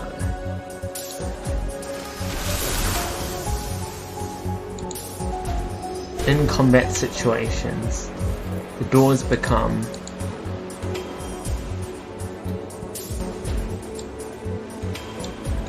Oh, I guess I have to get rid of the other door as well.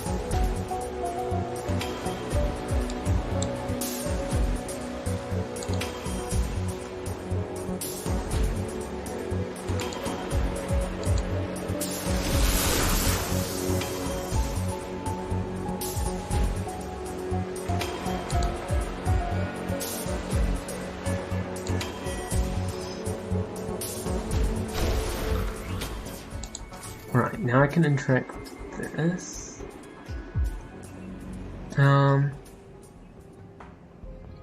Warning, active alert in progress. Oh! So I had to hack that before. Well, rip. Ah, well. Oh, he's still in combat.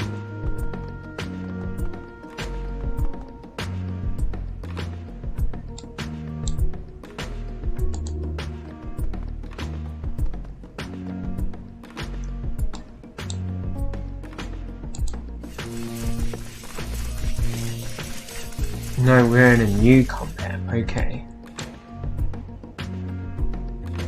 That's great, that's lovely. It's what we love to see.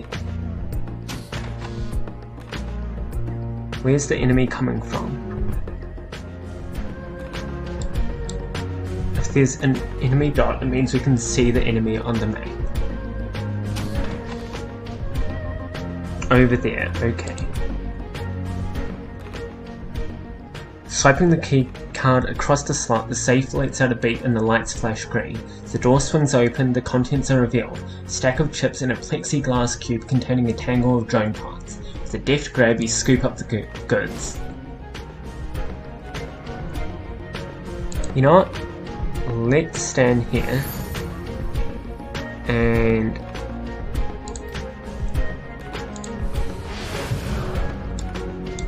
let everyone else come.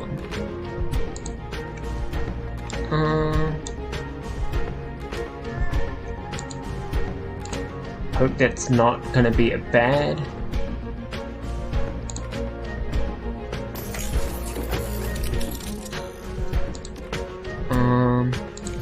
Overclock Koshai and give him some extra bonus. Can I shoot the man? No. Still no.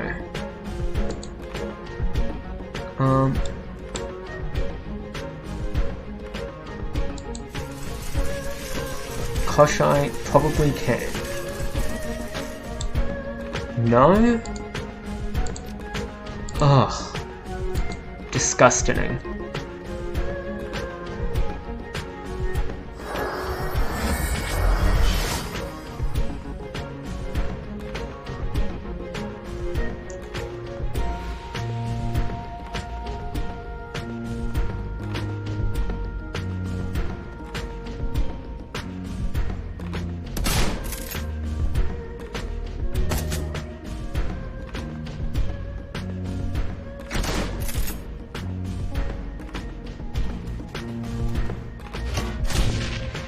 Oh, thank God that didn't hurt anyone on our team.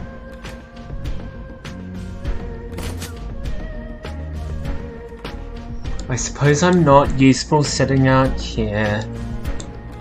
I'll come around and flank them.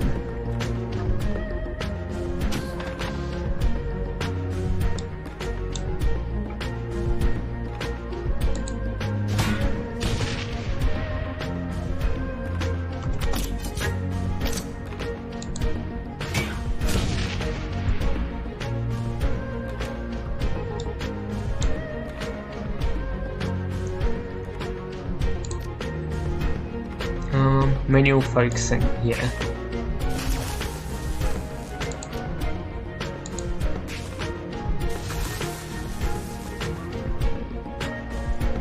Let Koshite handle this. So...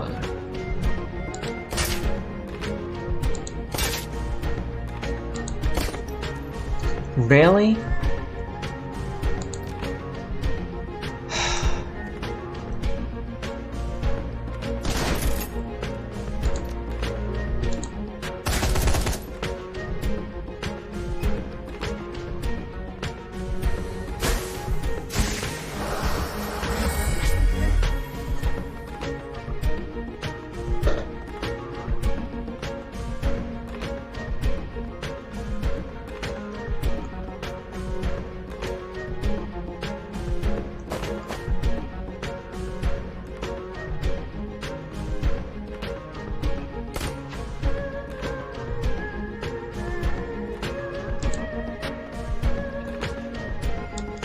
Alright. You'd think that flanking them would give you a tactical advantage, but no.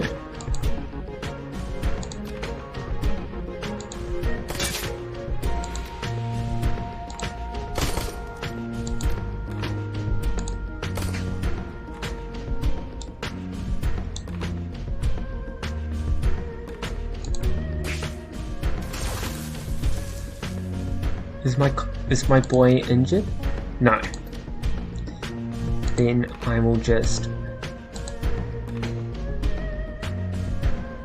And Duncan, you can spray fire there and let off a shot. Okay, that killed them.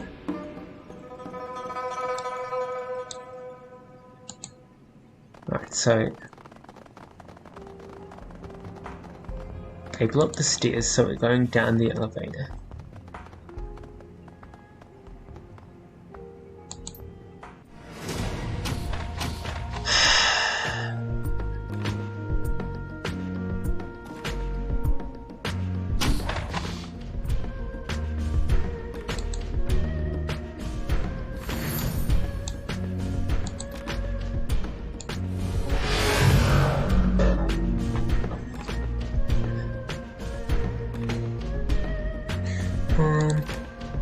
I might as well give myself extra armor.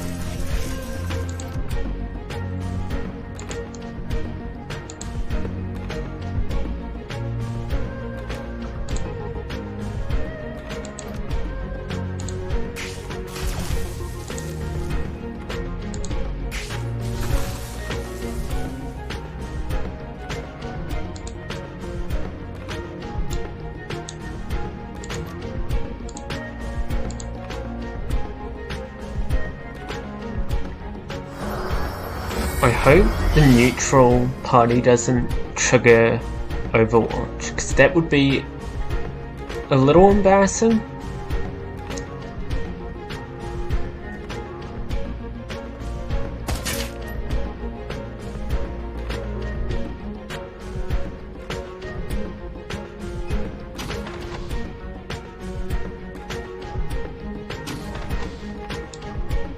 Alright then.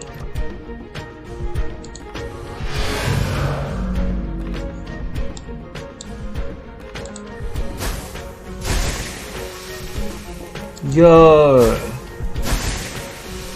That's cool. I've never seen it. I don't think I've seen it do that before.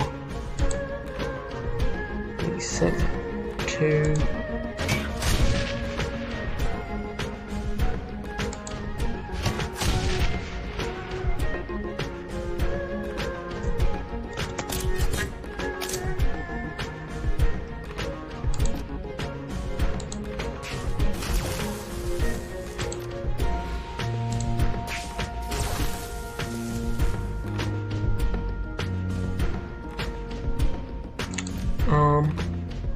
Hold on. Which one can Koshai? Right, so Duncan should take down this one so that Koshai can get their aim on there. Ah, nice. Now we have Overwatch again.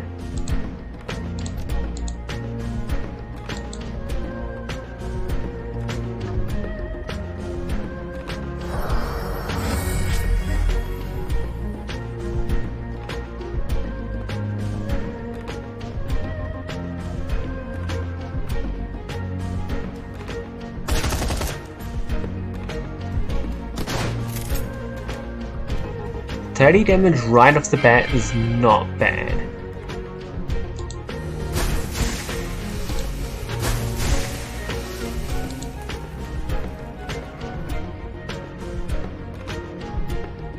Oof, that was almost really bad.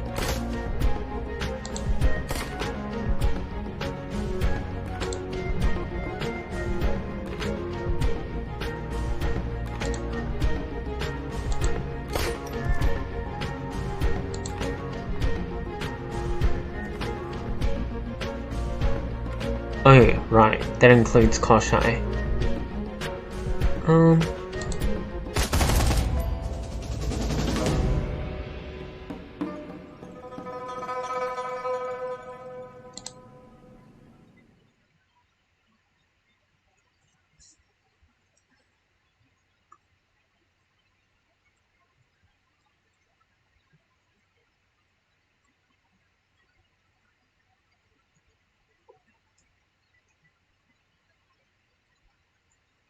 The pungent smells of musty stone, grease, and the remnants of neurostun gas mix in your nostrils as you rappel down the elevator shaft. Whatever frustrated knight-errant security officers are in pursuit are too far away to be heard. All around you there's only darkness and the occasional red-hued maintenance light. As you reach the bottom and pry open the heavy elevator doors, light comes flooding into the shaft. With any luck, you're only minutes away from the MTR station, and with it, freedom.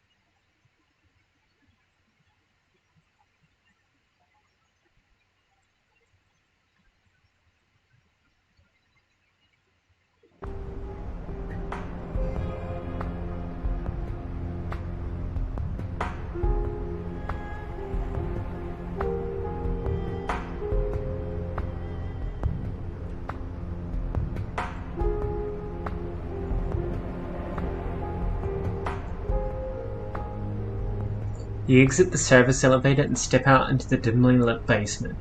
You hear no sounds of alarms, nor shouting, but it's only a matter of time before Knight-Errant catches up with you. The basement smells of mold and stale air. Faint vibrations run through the floor and walls every few moments, evidence of MTR trains passing nearby. That was closer than I'd have liked. Phew! Dizzy hunches over, hands on her knees as she pants excitedly. She straightens as she calms down. Chalk that up on things I don't want to do. Chalk that up on things I don't want to do again. Get gassed while trying to escape from Knight-Errant. Ah, buck up, Dizzy. At least your fists and feet could hurt those bastards. I swear to God, I'm never running against Ares again unless I got an assault cannon with me. The old 6 gun just won't cut it against Knight-Errant. Just spring for some APDs rounds, man. Or APDS rounds, man.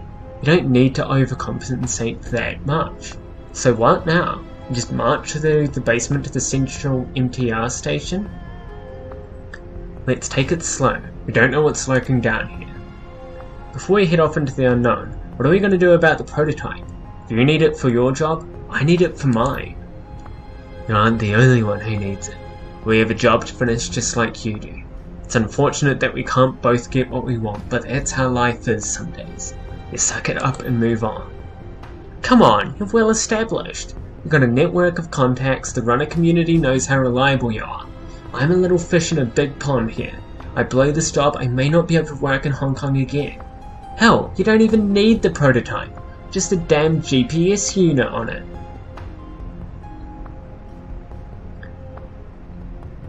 I don't like it either. Maybe we can work something out. Thanks, I mean it.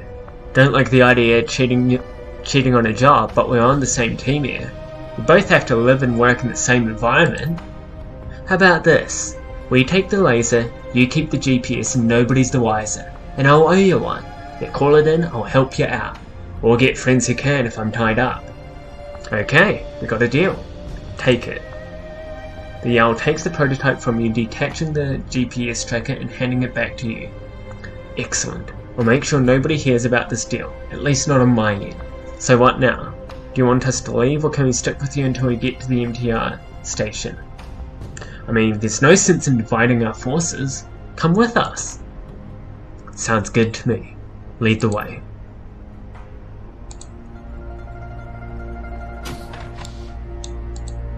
This place looks familiar.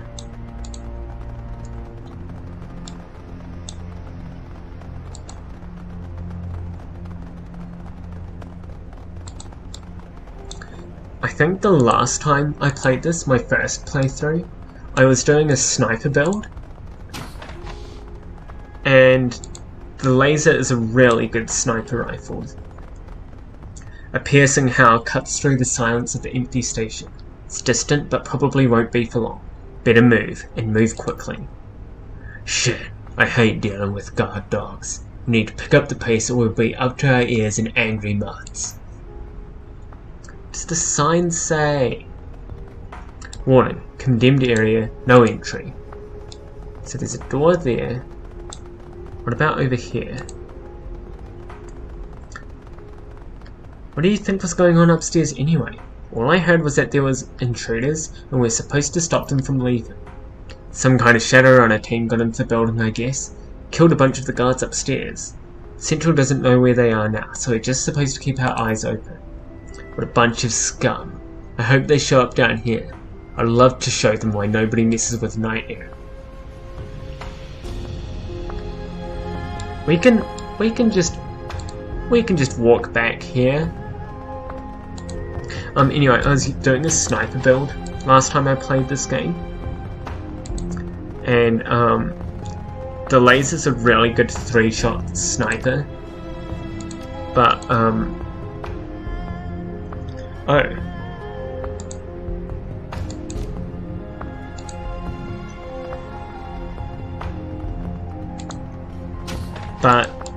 yeah, really good sniper, so I was just like, sorry, but I'm not gonna let them take it. I want that laser.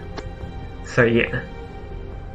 The control panel seems to connect to the backup generators powering the disused section of the old central MTR station.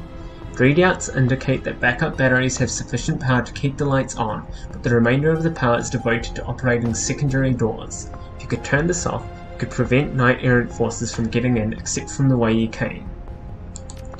Yeah, sure. With a whine, the generators spin down and the lights go dim. Wait, did I have... Yeah, I have enough karma to upgrade my spellcasting. Well, conjuring. I think I want to get higher conjuring over spirit summoning, because spirit summoning isn't really that good.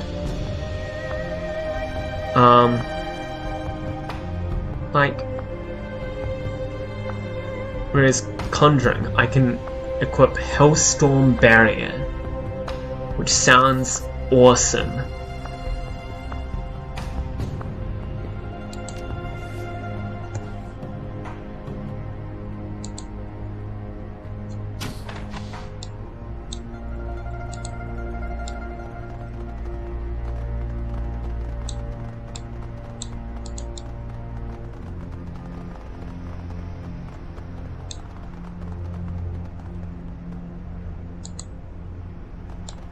How close can I get without alerting them?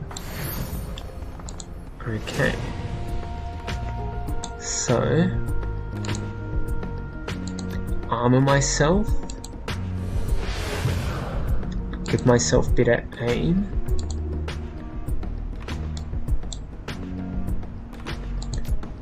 Give myself better aim. And then have everyone take cover.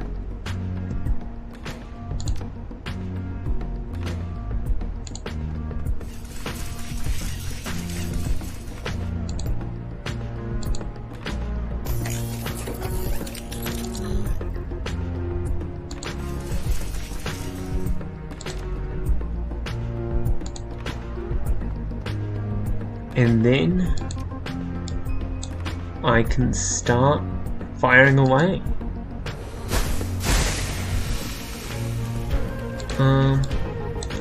Isabel has the grenade launcher, which is like great for clumped up enemies.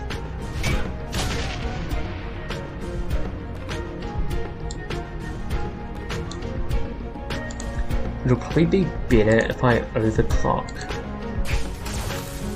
Koshai and just have him. Oh wait, and get Duncan to put down. Oh, just off meeting the health requirement.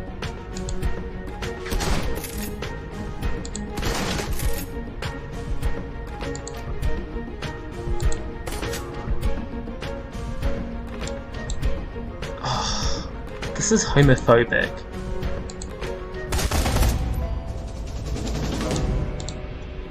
Right, that was easy.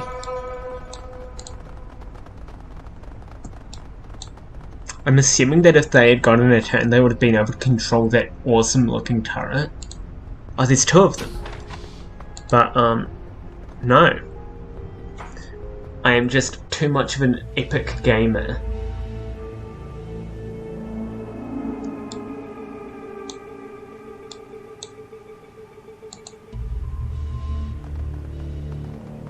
As you move through the MTR station, several figures move to interrupt your advance. The leader is obvious, a hulking brute of a troll. He cradles a heavy assault rifle in the crook of his sidearm and reeks of stale cigarettes and casual brutality. The name Steeltooth is stenciled across the flak vest beneath his jacket. His eyes narrow as you approach. That's enough for you. That's far enough for you, punk. My crew's had a long night. Nerves a little raw, you know. And crunching somebody's face always brightens my mood. Let me speak in small words so you don't misunderstand. He takes a long drag on his cigarette, exhaling the smoke through his nose. Give us the prototype laser, or we're gonna kill you so hard your ancestors feel it. Whoa there, can we talk about this first? The troll rolls his eyes, snorting in derision. His tone is sour and sarcastic. We should talk about this. We can be friends. Listen to yourself. It's embarrassing, you whining little baby. Wade thrusts his lower jaw out, snarling over his tusks. You think you're tough, jackass? I've eaten burritos that are tougher than you. You're about as scary as a pile of wet kittens. The troll doesn't even favor Wu with a glance. Better keep your dog over there on a shorter leash, woman, or he's likely to get put down. The troll takes one last drag from his cigarette before spitting the butt out onto the tiled floor. Right, cigarette's done, which means your time's up. Hand over the prototype. Now.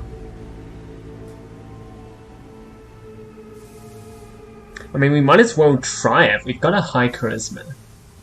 We had to ditch it back in those caves. Katie is right behind us. Bullshit. Nobody dumps a payday like that. Not unless they got no other choice. They had guard dogs following us by scent, and the laser has a tracking device on it. Ah, hell. Still though, I ain't buying it. Tell you what, we strip search you, and if you don't have it, you can be on your way. How's about that? The longer you hold us up, the closer they are to killing you too. You kinda got a point there. Shit. Steeltooth looks around nervously, hefting his gun. You sure it had a tracker? You ain't lying to me? Why would I lie to you? We're both Shadowrunners. Yeah, you're right. A look of comprehension breaking over the troll's face, like a dim candle slowly flickering to life. Come on guys, let's get the hell out of here. Damn. I didn't have high enough charisma or strength last time I played this to get away with that. The MTR train awaits. With it, the promise of safety and freedom from any more unforeseen complications. The Jarl nods in appreciation, extending a hand to you. Thank you all for the help tonight. I don't know if I'd have been able to get out of there without you. The world's better off with people like you in it. What will you do now? The usual. Make a handoff, get paid. Probably take a few more jobs out there. Got a lot of debts to pay off, you know. Nothing's free in this life. You keep safe out there, okay? We all gotta stick together. If we don't, we end up with bullets in our back. Take care, Jarl. Are the people from before glitched or something?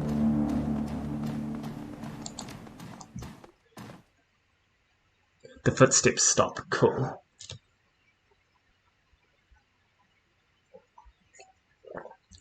The MTR train pulls away from the station. You become lost in the crowd. Just another face travelling from Central toward Kowloon. Every second puts blessed distance between you and the hornet's nest of knight-errant soldiers you've left in your wake. With the data planted and the GPS module in your possession, it seems certain that the Ares Asia will place the blame for your run at the doorstep of the Red Dragon Association. The loss of the prototype laser is unfortunate, but allies are often more valuable than gear, especially in the shadows. With any luck, they'll be able to pay you back soon enough.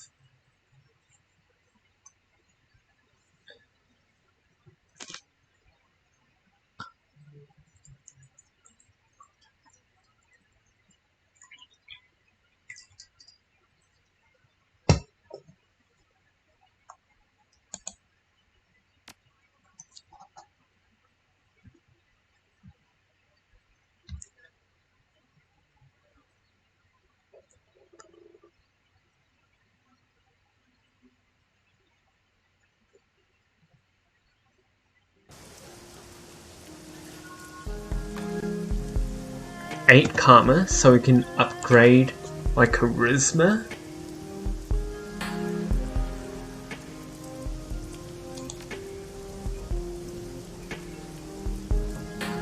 Fine, I get a new etiquette. You know what, let's go with security, because I've been hanging around Duncan. And he was a Lone Star. Yeah. Alright then. Oh, and the gang have all got new skills.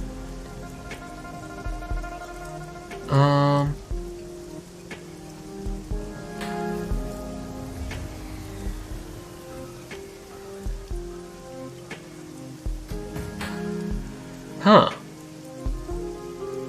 That is extremely overpowered.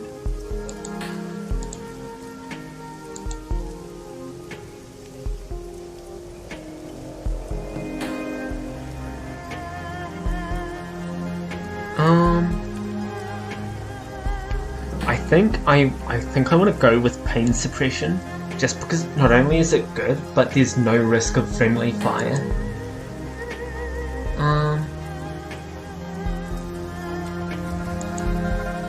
That's really good.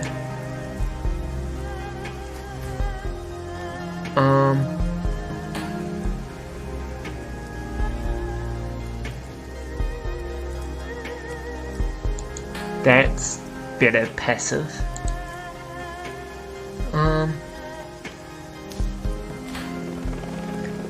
Koshai's firearm systems are augmented with the addition of a heavy laser mount. Does plus 4 HP damage, plus 1 AP damage, and has plus 5 accuracy over the standard attack. Sure. because that doesn't sound ridiculous. So now the gang's fully upgraded.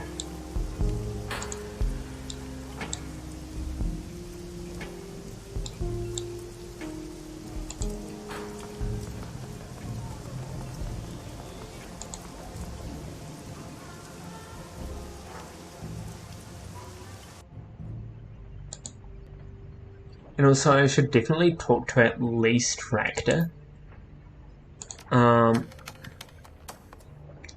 Claim payment. For the whooshing data. 150 bucks, not bad.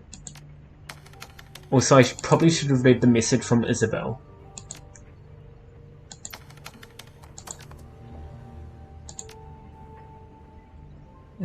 Claim payment. The payment is attached. I confess that I am very pleased with your work. It's not every runner who could have pulled off a job of this magnitude. Well done, Lou.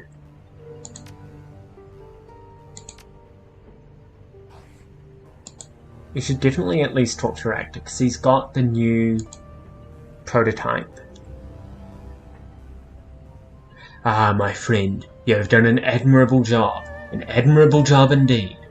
I've already incorporated the technology that you recovered, my stolen tech, into a new chassis that I'm fabricating for Koshai. You move quick. Yes, well, he tips his cigarette. A cone of burning embers tumbles to the ground. I've been waiting for this for a long time. The next time we take to the field, you can expect to find Koshai's combat effectiveness considerably improved.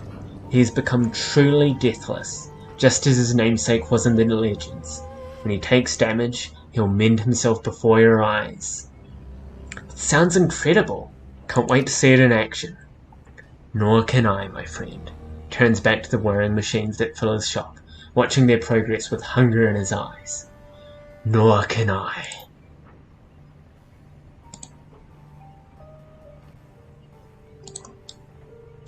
I'm sure that there's probably a follower quest for Gaichu as well, but I don't like him.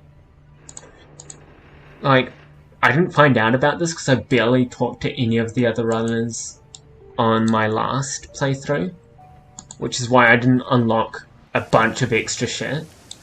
Oh fuck, I forgot to pick up the new job. Whoops. Talked to him a couple of times this playthrough, and I was just like, yike. The restaurant job. We've technically already done this in a previous save, but then my footage was shit, so I deleted the save. Well, I didn't delete it, I just didn't save it, but same thing. And now we're doing it again. I want to see if I can trigger the thing with just the fight between Dave and Steve, or whatever their names were, instead of giving the Talon food poisoning.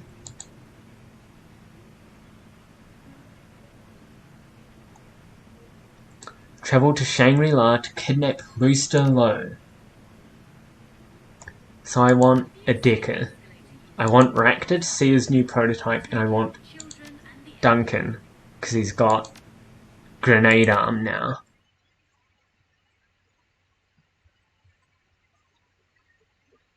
And since we're mostly fully upgraded, this should be like an easy mission.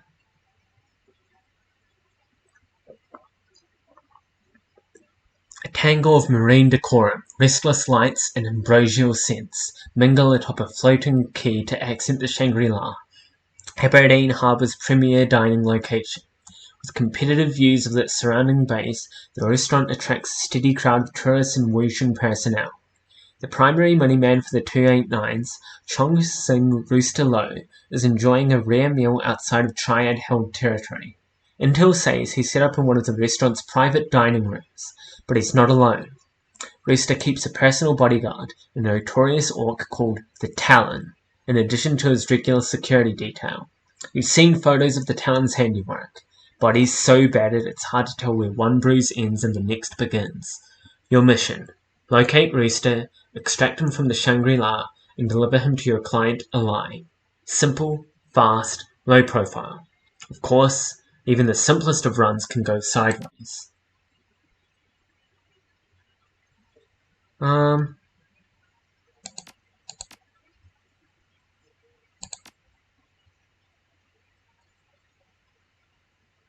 When did I get that?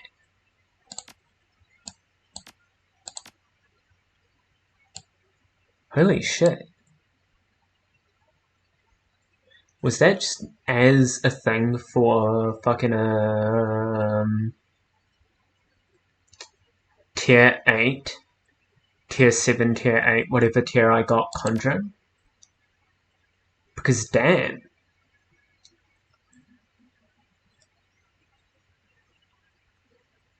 $75 damage?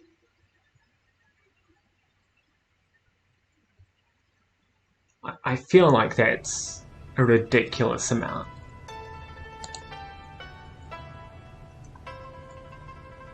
Stepping into the anterior hallway of the Shangri-La, you're confronted by a massive wall of troll, the restaurant's front door security. He speaks with surprising elocution. Welcome to the Shangri-La.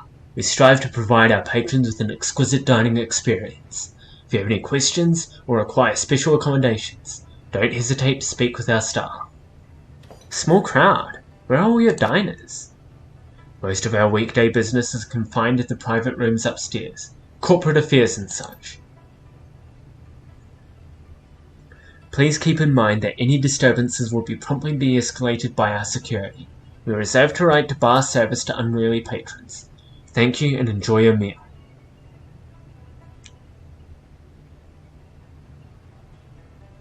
Notice your security's a bit light tonight. You sure you have enough guards to deal with bigger disturbances? With a puff of his chest and shake of his shoulders, the troll assumes a more aggressive posture. His face remains a mask of neutrality despite the obvious irritation in his voice. Wu Xing prides itself on having world-class security personnel. You'd do well to remember that the best kind of security is often hidden from sight. Humorous that he thinks the worst threat would shamble in through the front door.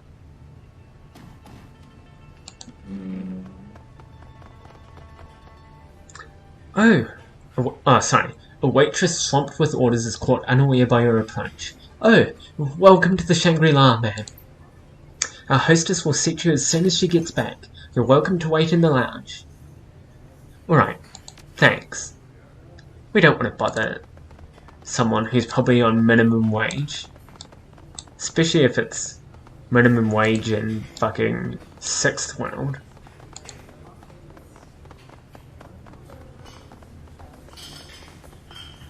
A well-dressed man sits alone at the bar, elbows propped atop the counter. His face is hard, eyes blank. He swirls the contents of his half-empty glass as if in a stupor. Between the swollen eyes and whiskey double, it isn't hard to guess his mood. As you approach, he rubs his temple and graces you with a lazy sideways glance, mumbles under his breath. Yeah, not like I can dig myself any deeper. Rough day? He looks at you again through dull, bloodshot eyes, but his gaze drifts elsewhere before returning to his drink. Lost 2 contracts, missed a third, late for a meeting, and publicly shamed by my co-worker. All during the 9 to 5. New record far as I can tell. Takes a long pull from his glass. Exhales. At least I got that going for me. Your co-worker sounds like an asshole. How'd you get shamed? Negligence. My co-worker took 2 of my contracts while they were in renewal. I'd overlooked them for a day or 2. Damn, it was just a couple of days. He sighs and begins to sway. Whether it's involuntary or to calm himself is uncertain, but his chair creaks loudly in protest. Anyway, he took my clients and made a fool of me. Been rubbing it in ever since. How do you lose your contracts? Wish I knew. One of them was almost a done deal. but for some reason the client suddenly changed their tune, and the contract slipped away before I could officially close it. The other 2 contracts were for ongoing clients, people I'd worked with for years, but I somehow forgot about their annual renewal date, and a more diligent co-worker picked them up. I got no credit for the long-term partnership with those clients. If anything, I now look worse for losing them, even though I brought them into Wuxing in the first place. He leans back and lets out a weary groan. His breath reeks of alcohol. Sounds like too many coincidences to me. Think someone's working against you? You're kidding me? Everyone's at each other's throat in this business. Fair, but is there someone who would have benefited most from what's happened to you? He considers this.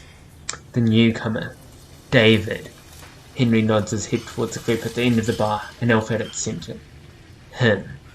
He came out of nowhere and has become a rock star with upper management. He's been making connections and deals like a Wuxing veteran. Like me. I think you found your culprit, David. No, Henry. You're telling me. You want to know what I think? I think he's got family connections. People in high places. And he's been using them to his advantage. I don't know. It's just a thought. You might be onto something. No, just wishful thinking. Well, I'm gonna find out. Also, I feel like... No, I'm just gonna stick with the fight. David. Hello, friend. Trying to get on in this joviality? You're welcome to join us for the next round. What are we celebrating? My recent success. Through some hard work and a little businessly persuasion, he winks at you knowingly. I sealed 2 contracts and a 3rd is on the way. Hey, congratulations. Next round's on me. Here's a real friend. Come on, let's drink. So, from one friend to another, how did you bag all those contracts in one day? A fresh flush fills David's cheeks. He wobbles on the spot and grins at you. Wasn't too hard, truth be told. Someone did most of the work for me. See that poor sot down here? He gestures to Henry. We just upgraded our security at work. A few nights ago, that fool left behind a note containing his new password. I wrote it down and had some fun. Sent nasty messages to his clients, removed a couple appointments from his schedule. David tosses his hands into the air, spilling his drink. And boom! I'm employed for the month. All I had to do was some damage control, but that man's clients are now mine. Wow, that's some twisted shit. You lack perspective. This is Hong Kong. This is Wuxing. This is business. You must be new here if you think this is strange. He laughs. His posse joins it. Thanks for the drink, friend. Hey, Seattle. These guys are right on the edge. Both blasted, one pissed off, and the other, well, an arsehole. One word and these guys will be throwing down. If that happens loud enough, security's bound to respond. Just a thought. Hey Henry. Listen, that David prick you mentioned? Turns out he broke into your work terminal and sent your client some nasty messages in your name. Then, he swooped in and stole them. Spark of sobriety washes over Henry. The dullness in his eyes drains away and he sits up alarmed. That explains why no one would return my messages. With a grunt, he smashes his fist onto the counter, turns toward David and mutters through clenched teeth. Wants to play dirty? I can handle it. I can handle him. He jumps up and marches towards David. Henry and David stand inches from one another, both men wearing the fiercest expressions they can muster. Their hatred is almost palpable. How their confrontation will play out is unclear, but one thing is certain. You have a great seat.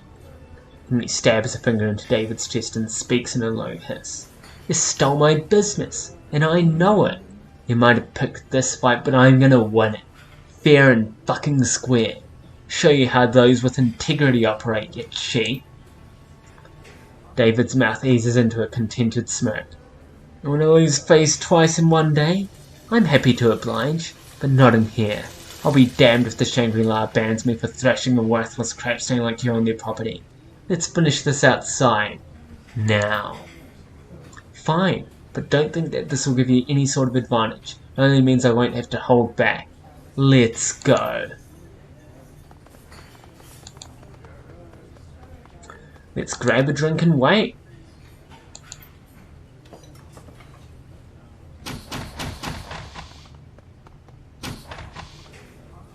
Chef, we have a problem. A big problem.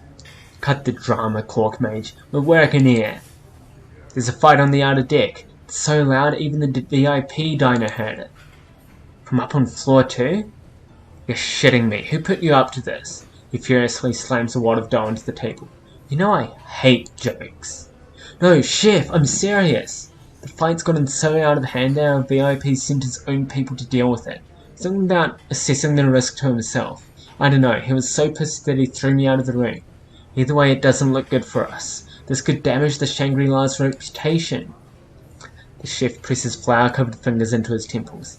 Damn it, we need to get a handle on this. Has security been informed? He stares at the waiter. Well? Oh, yes sir, but we're so understaffed today that they're struggling to contain it. If we lose our jobs because of this, I'm moving to Vegas.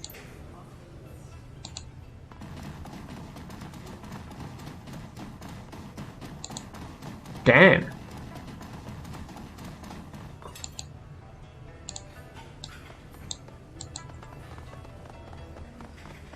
I've tried poisoning the Talon and also poisoning both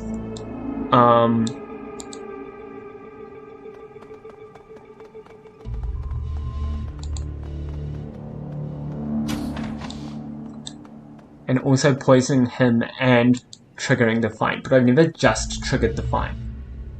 Inside the private dining room, you're immediately greeted by the piercing stare of two massive dragon statues. The flickering lights are just bright enough to illuminate their bronze bodies. They effect an eerie illusion of slithering scales. Across the room stands your target, Chung Sing Rooster Low, hands trembling at his sides. A single anxious guard stands near the door. Something has them on edge. The Talon is missing. Sweat drips down Rooster's gaunt face. His eyes dart back and forth across the room, trying to size you up, assess the situation. Without support, he appears nothing more than a trapped rooster, who, without his talents, is defenseless. In an effort to invoke a sense of authority, he raises his voice. Who are you? What do you want? If you'll please come with me, we can make this easy, and don't try to argue. You're in a poor position with the Talon missing. His anger flares.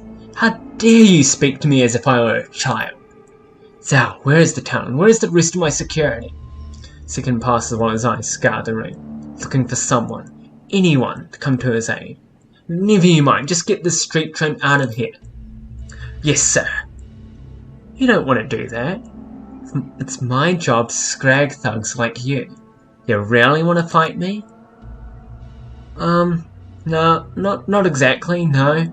The Triad thug bolts for the door. That's what I thought.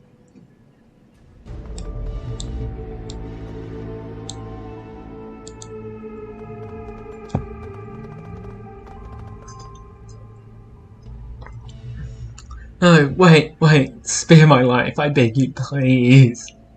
Drops of spit spatter from his mouth, his desperation obvious. Stop that, I'm here to take you alive. Don't make me change my mind. Why are we letting this idiot live again? Client's orders, Duncan. His mouth twists downward in disgust.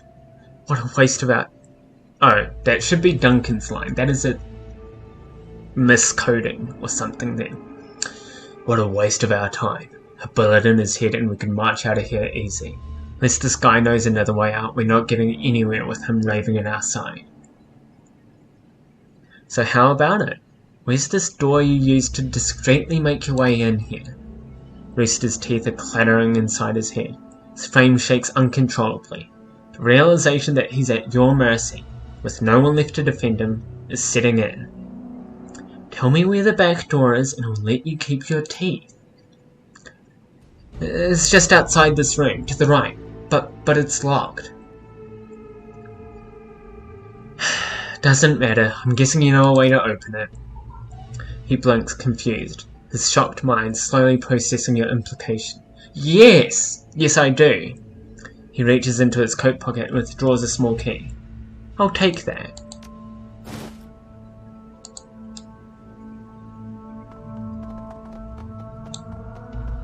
Oh, I can open this door?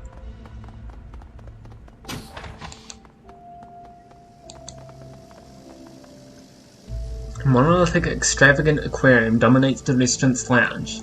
Awakened sea anemones open and close along the tank's rocky bottom, unfurling to reveal a riotous explosion of colour. It's like a natural fireworks display.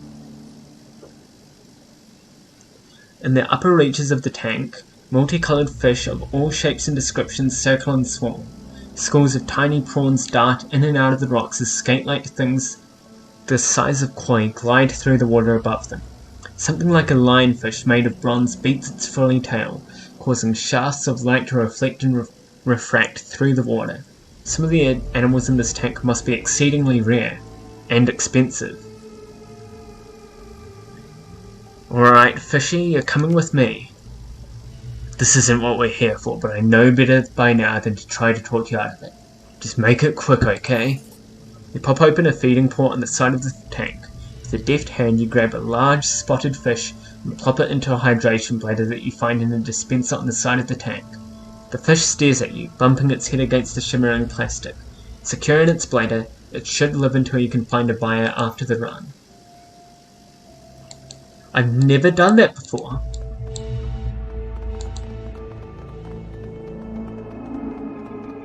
But hey, I get a pet fish.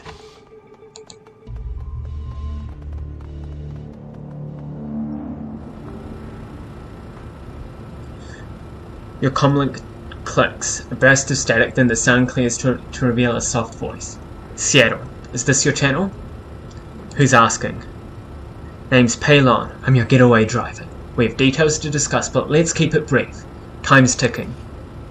I'm at the loading dock across the bridge from the restaurant's main entrance. Big old schooner. Can't miss me. But neither will the Hong Kong police force, who I've just learned are on their way here in response to a security call. This ought to be fun. One last thing. I may be the driver, but this ain't my rig. Door's locked and I don't know the code. You may have to break it. Good luck and get moving. A click and your comlink fills with static. Paylon is gone.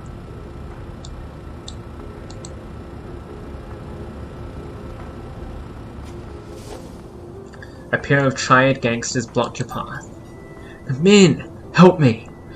You free me, get me away from here, and I guarantee you'll be rewarded. New yen, favors, power, whatever you want. The two guards exchange a look, then turn back to Rooster, smiling. Actually, we're liking the position we're in now. You, begging at our feet, and the idea that maybe, once you're gone, we can move up the chain. You know, Rocco here's plenty qualified to take your seat. In fact, we might as well make sure you don't make it out of here alive. No, why, I can make you rich, Sounds like you two are looking to get hurt. The gangster looks you over. No wink, no suits. You one of them runners? Shit, a runner? Don't let her take off with Rooster. He reaches for his weapons. Get him!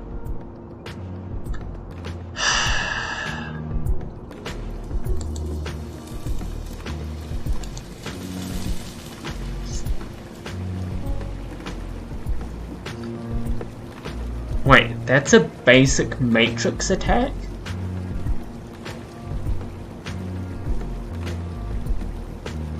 Why is it... That is so stupid, why...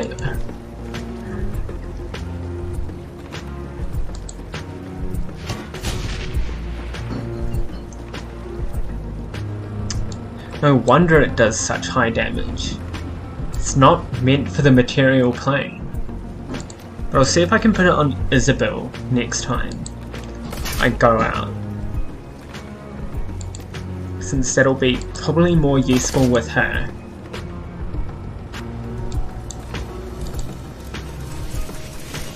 Oh, that's Ractor, fuck.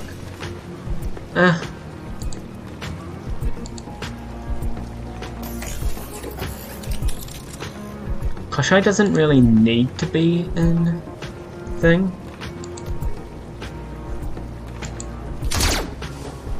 Come on.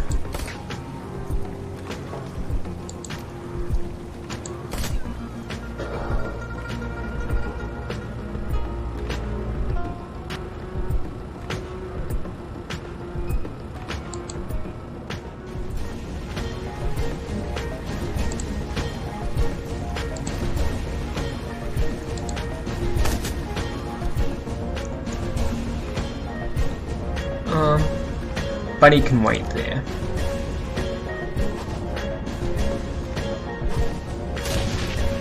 That is such a good upgrade.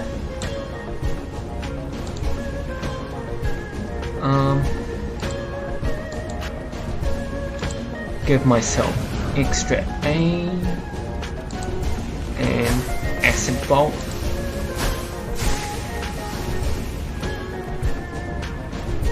I think everyone's far enough away.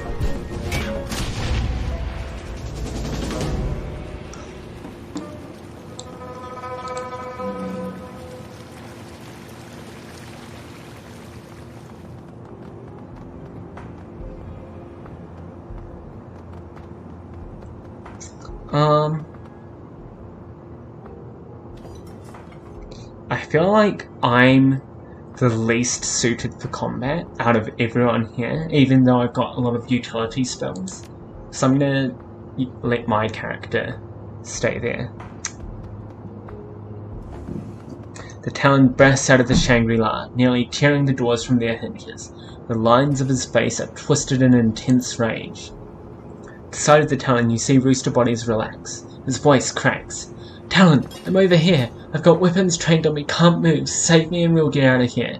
Take this incident straight to the top. They'll herald our survival. Reward us. You little shit. Dragging me to this restaurant over and over. Making me eat filth or watch you stuff your goddamn face full of it. Now here you are, turn traitor and blank. Rooster is trembling with fear. Or anger. Or both. He raises a shaky finger and points it at the Talon. You can't speak to me that way. You're beneath me. I'm still a red pole, and when the Triad comes for me, I'll see you flayed for those words. Ha! The laugh punches the air. Talon gives Rooster a wicked smile, his eyes gleaming. You won't get shit from the 289s. In fact, if your new allies don't gut you, the Triad will. Make sure you don't go squawking to anybody about high-level plans or secrets or whatever. A flea like you won't last the night. Rooster's fake bravado melts away. Eyes wide, he looks desperately around him, trapped like a mouse in a snake's coil, enemies on each side. His voice is small, pleading. Talon! Johnny! Please, please help me. It wasn't all bad, right? We had some good runs, you remember? I had no choice, Johnny. I was forced to surrender. If you help me, get me out of here, I can see to it that you're rewarded. Even promoted. How do you like that? To hell with you, you spineless bit pusher. I'll bet you didn't even put up a fight. Just rolled over and played the captive. Coward. I'm gonna enjoy planting a bullet in your soft, worthless skull. He readies his weapon.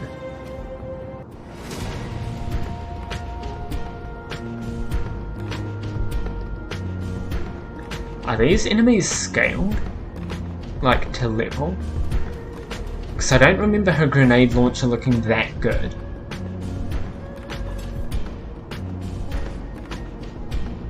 Alright. So, I want to send Isabel here. And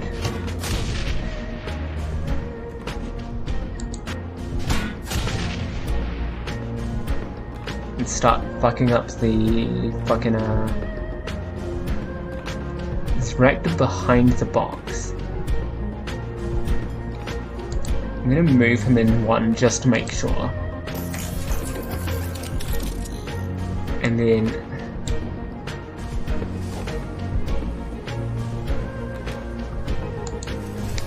then have Koshai come up here.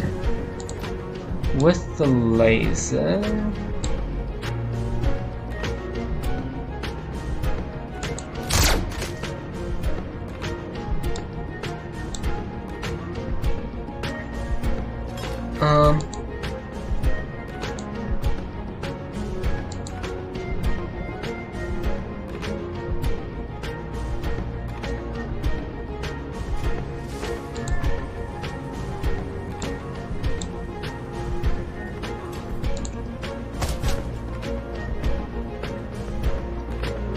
and Rooster can come back here and end turn.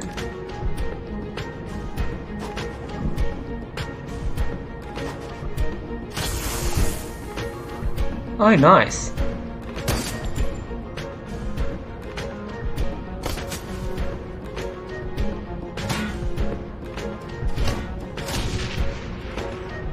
Oh. That works with launch grenades too?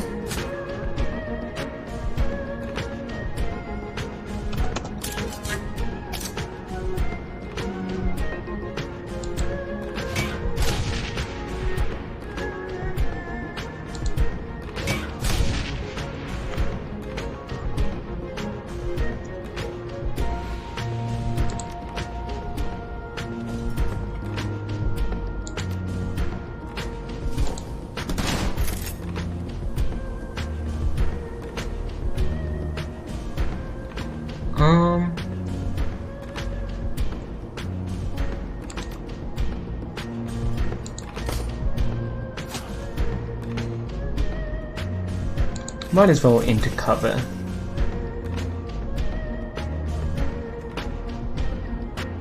And then try and do as much damage as possible to the sniper, because the sniper's disgusting.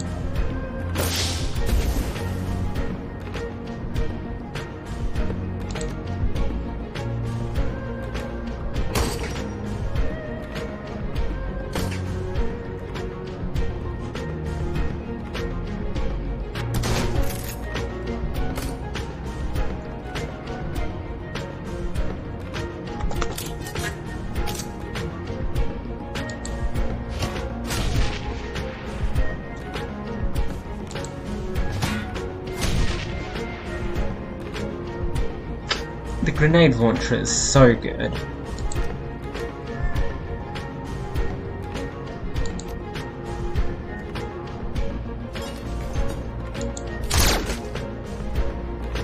Oh, right. Will that hit Rooster in the process? Probably not. You're decently hurt.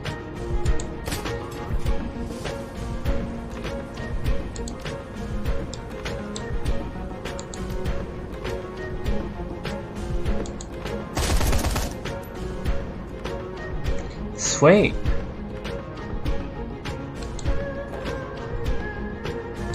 Whoops. I can't believe the Talon's still unbalanced. There we go.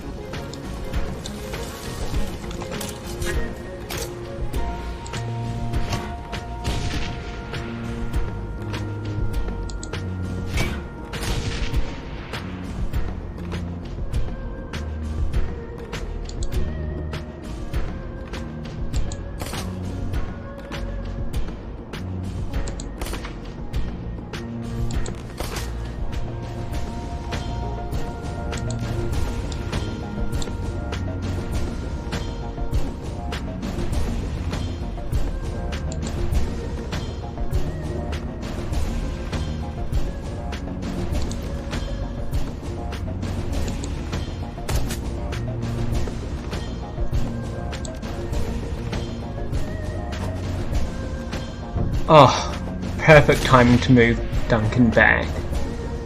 Alright. Now, everyone escape.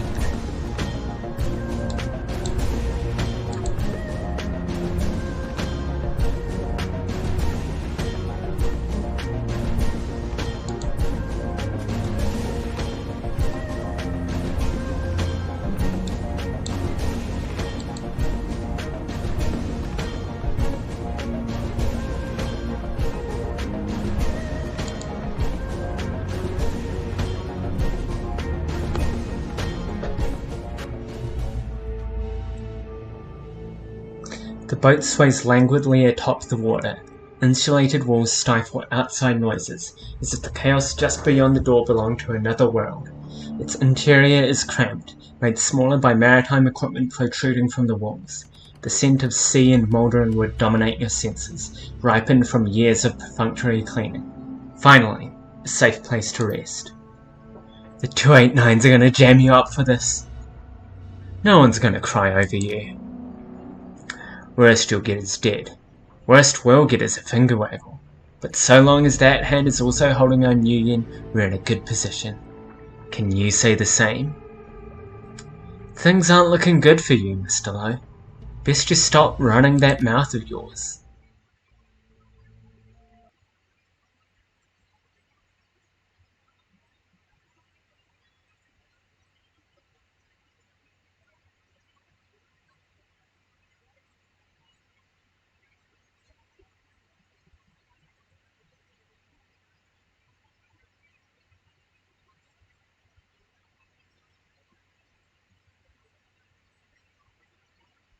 The boat heaves and pitches over the bay as your driver plows through the choppy waves to the drop-off point, leaving the Shangri-La restaurant far behind.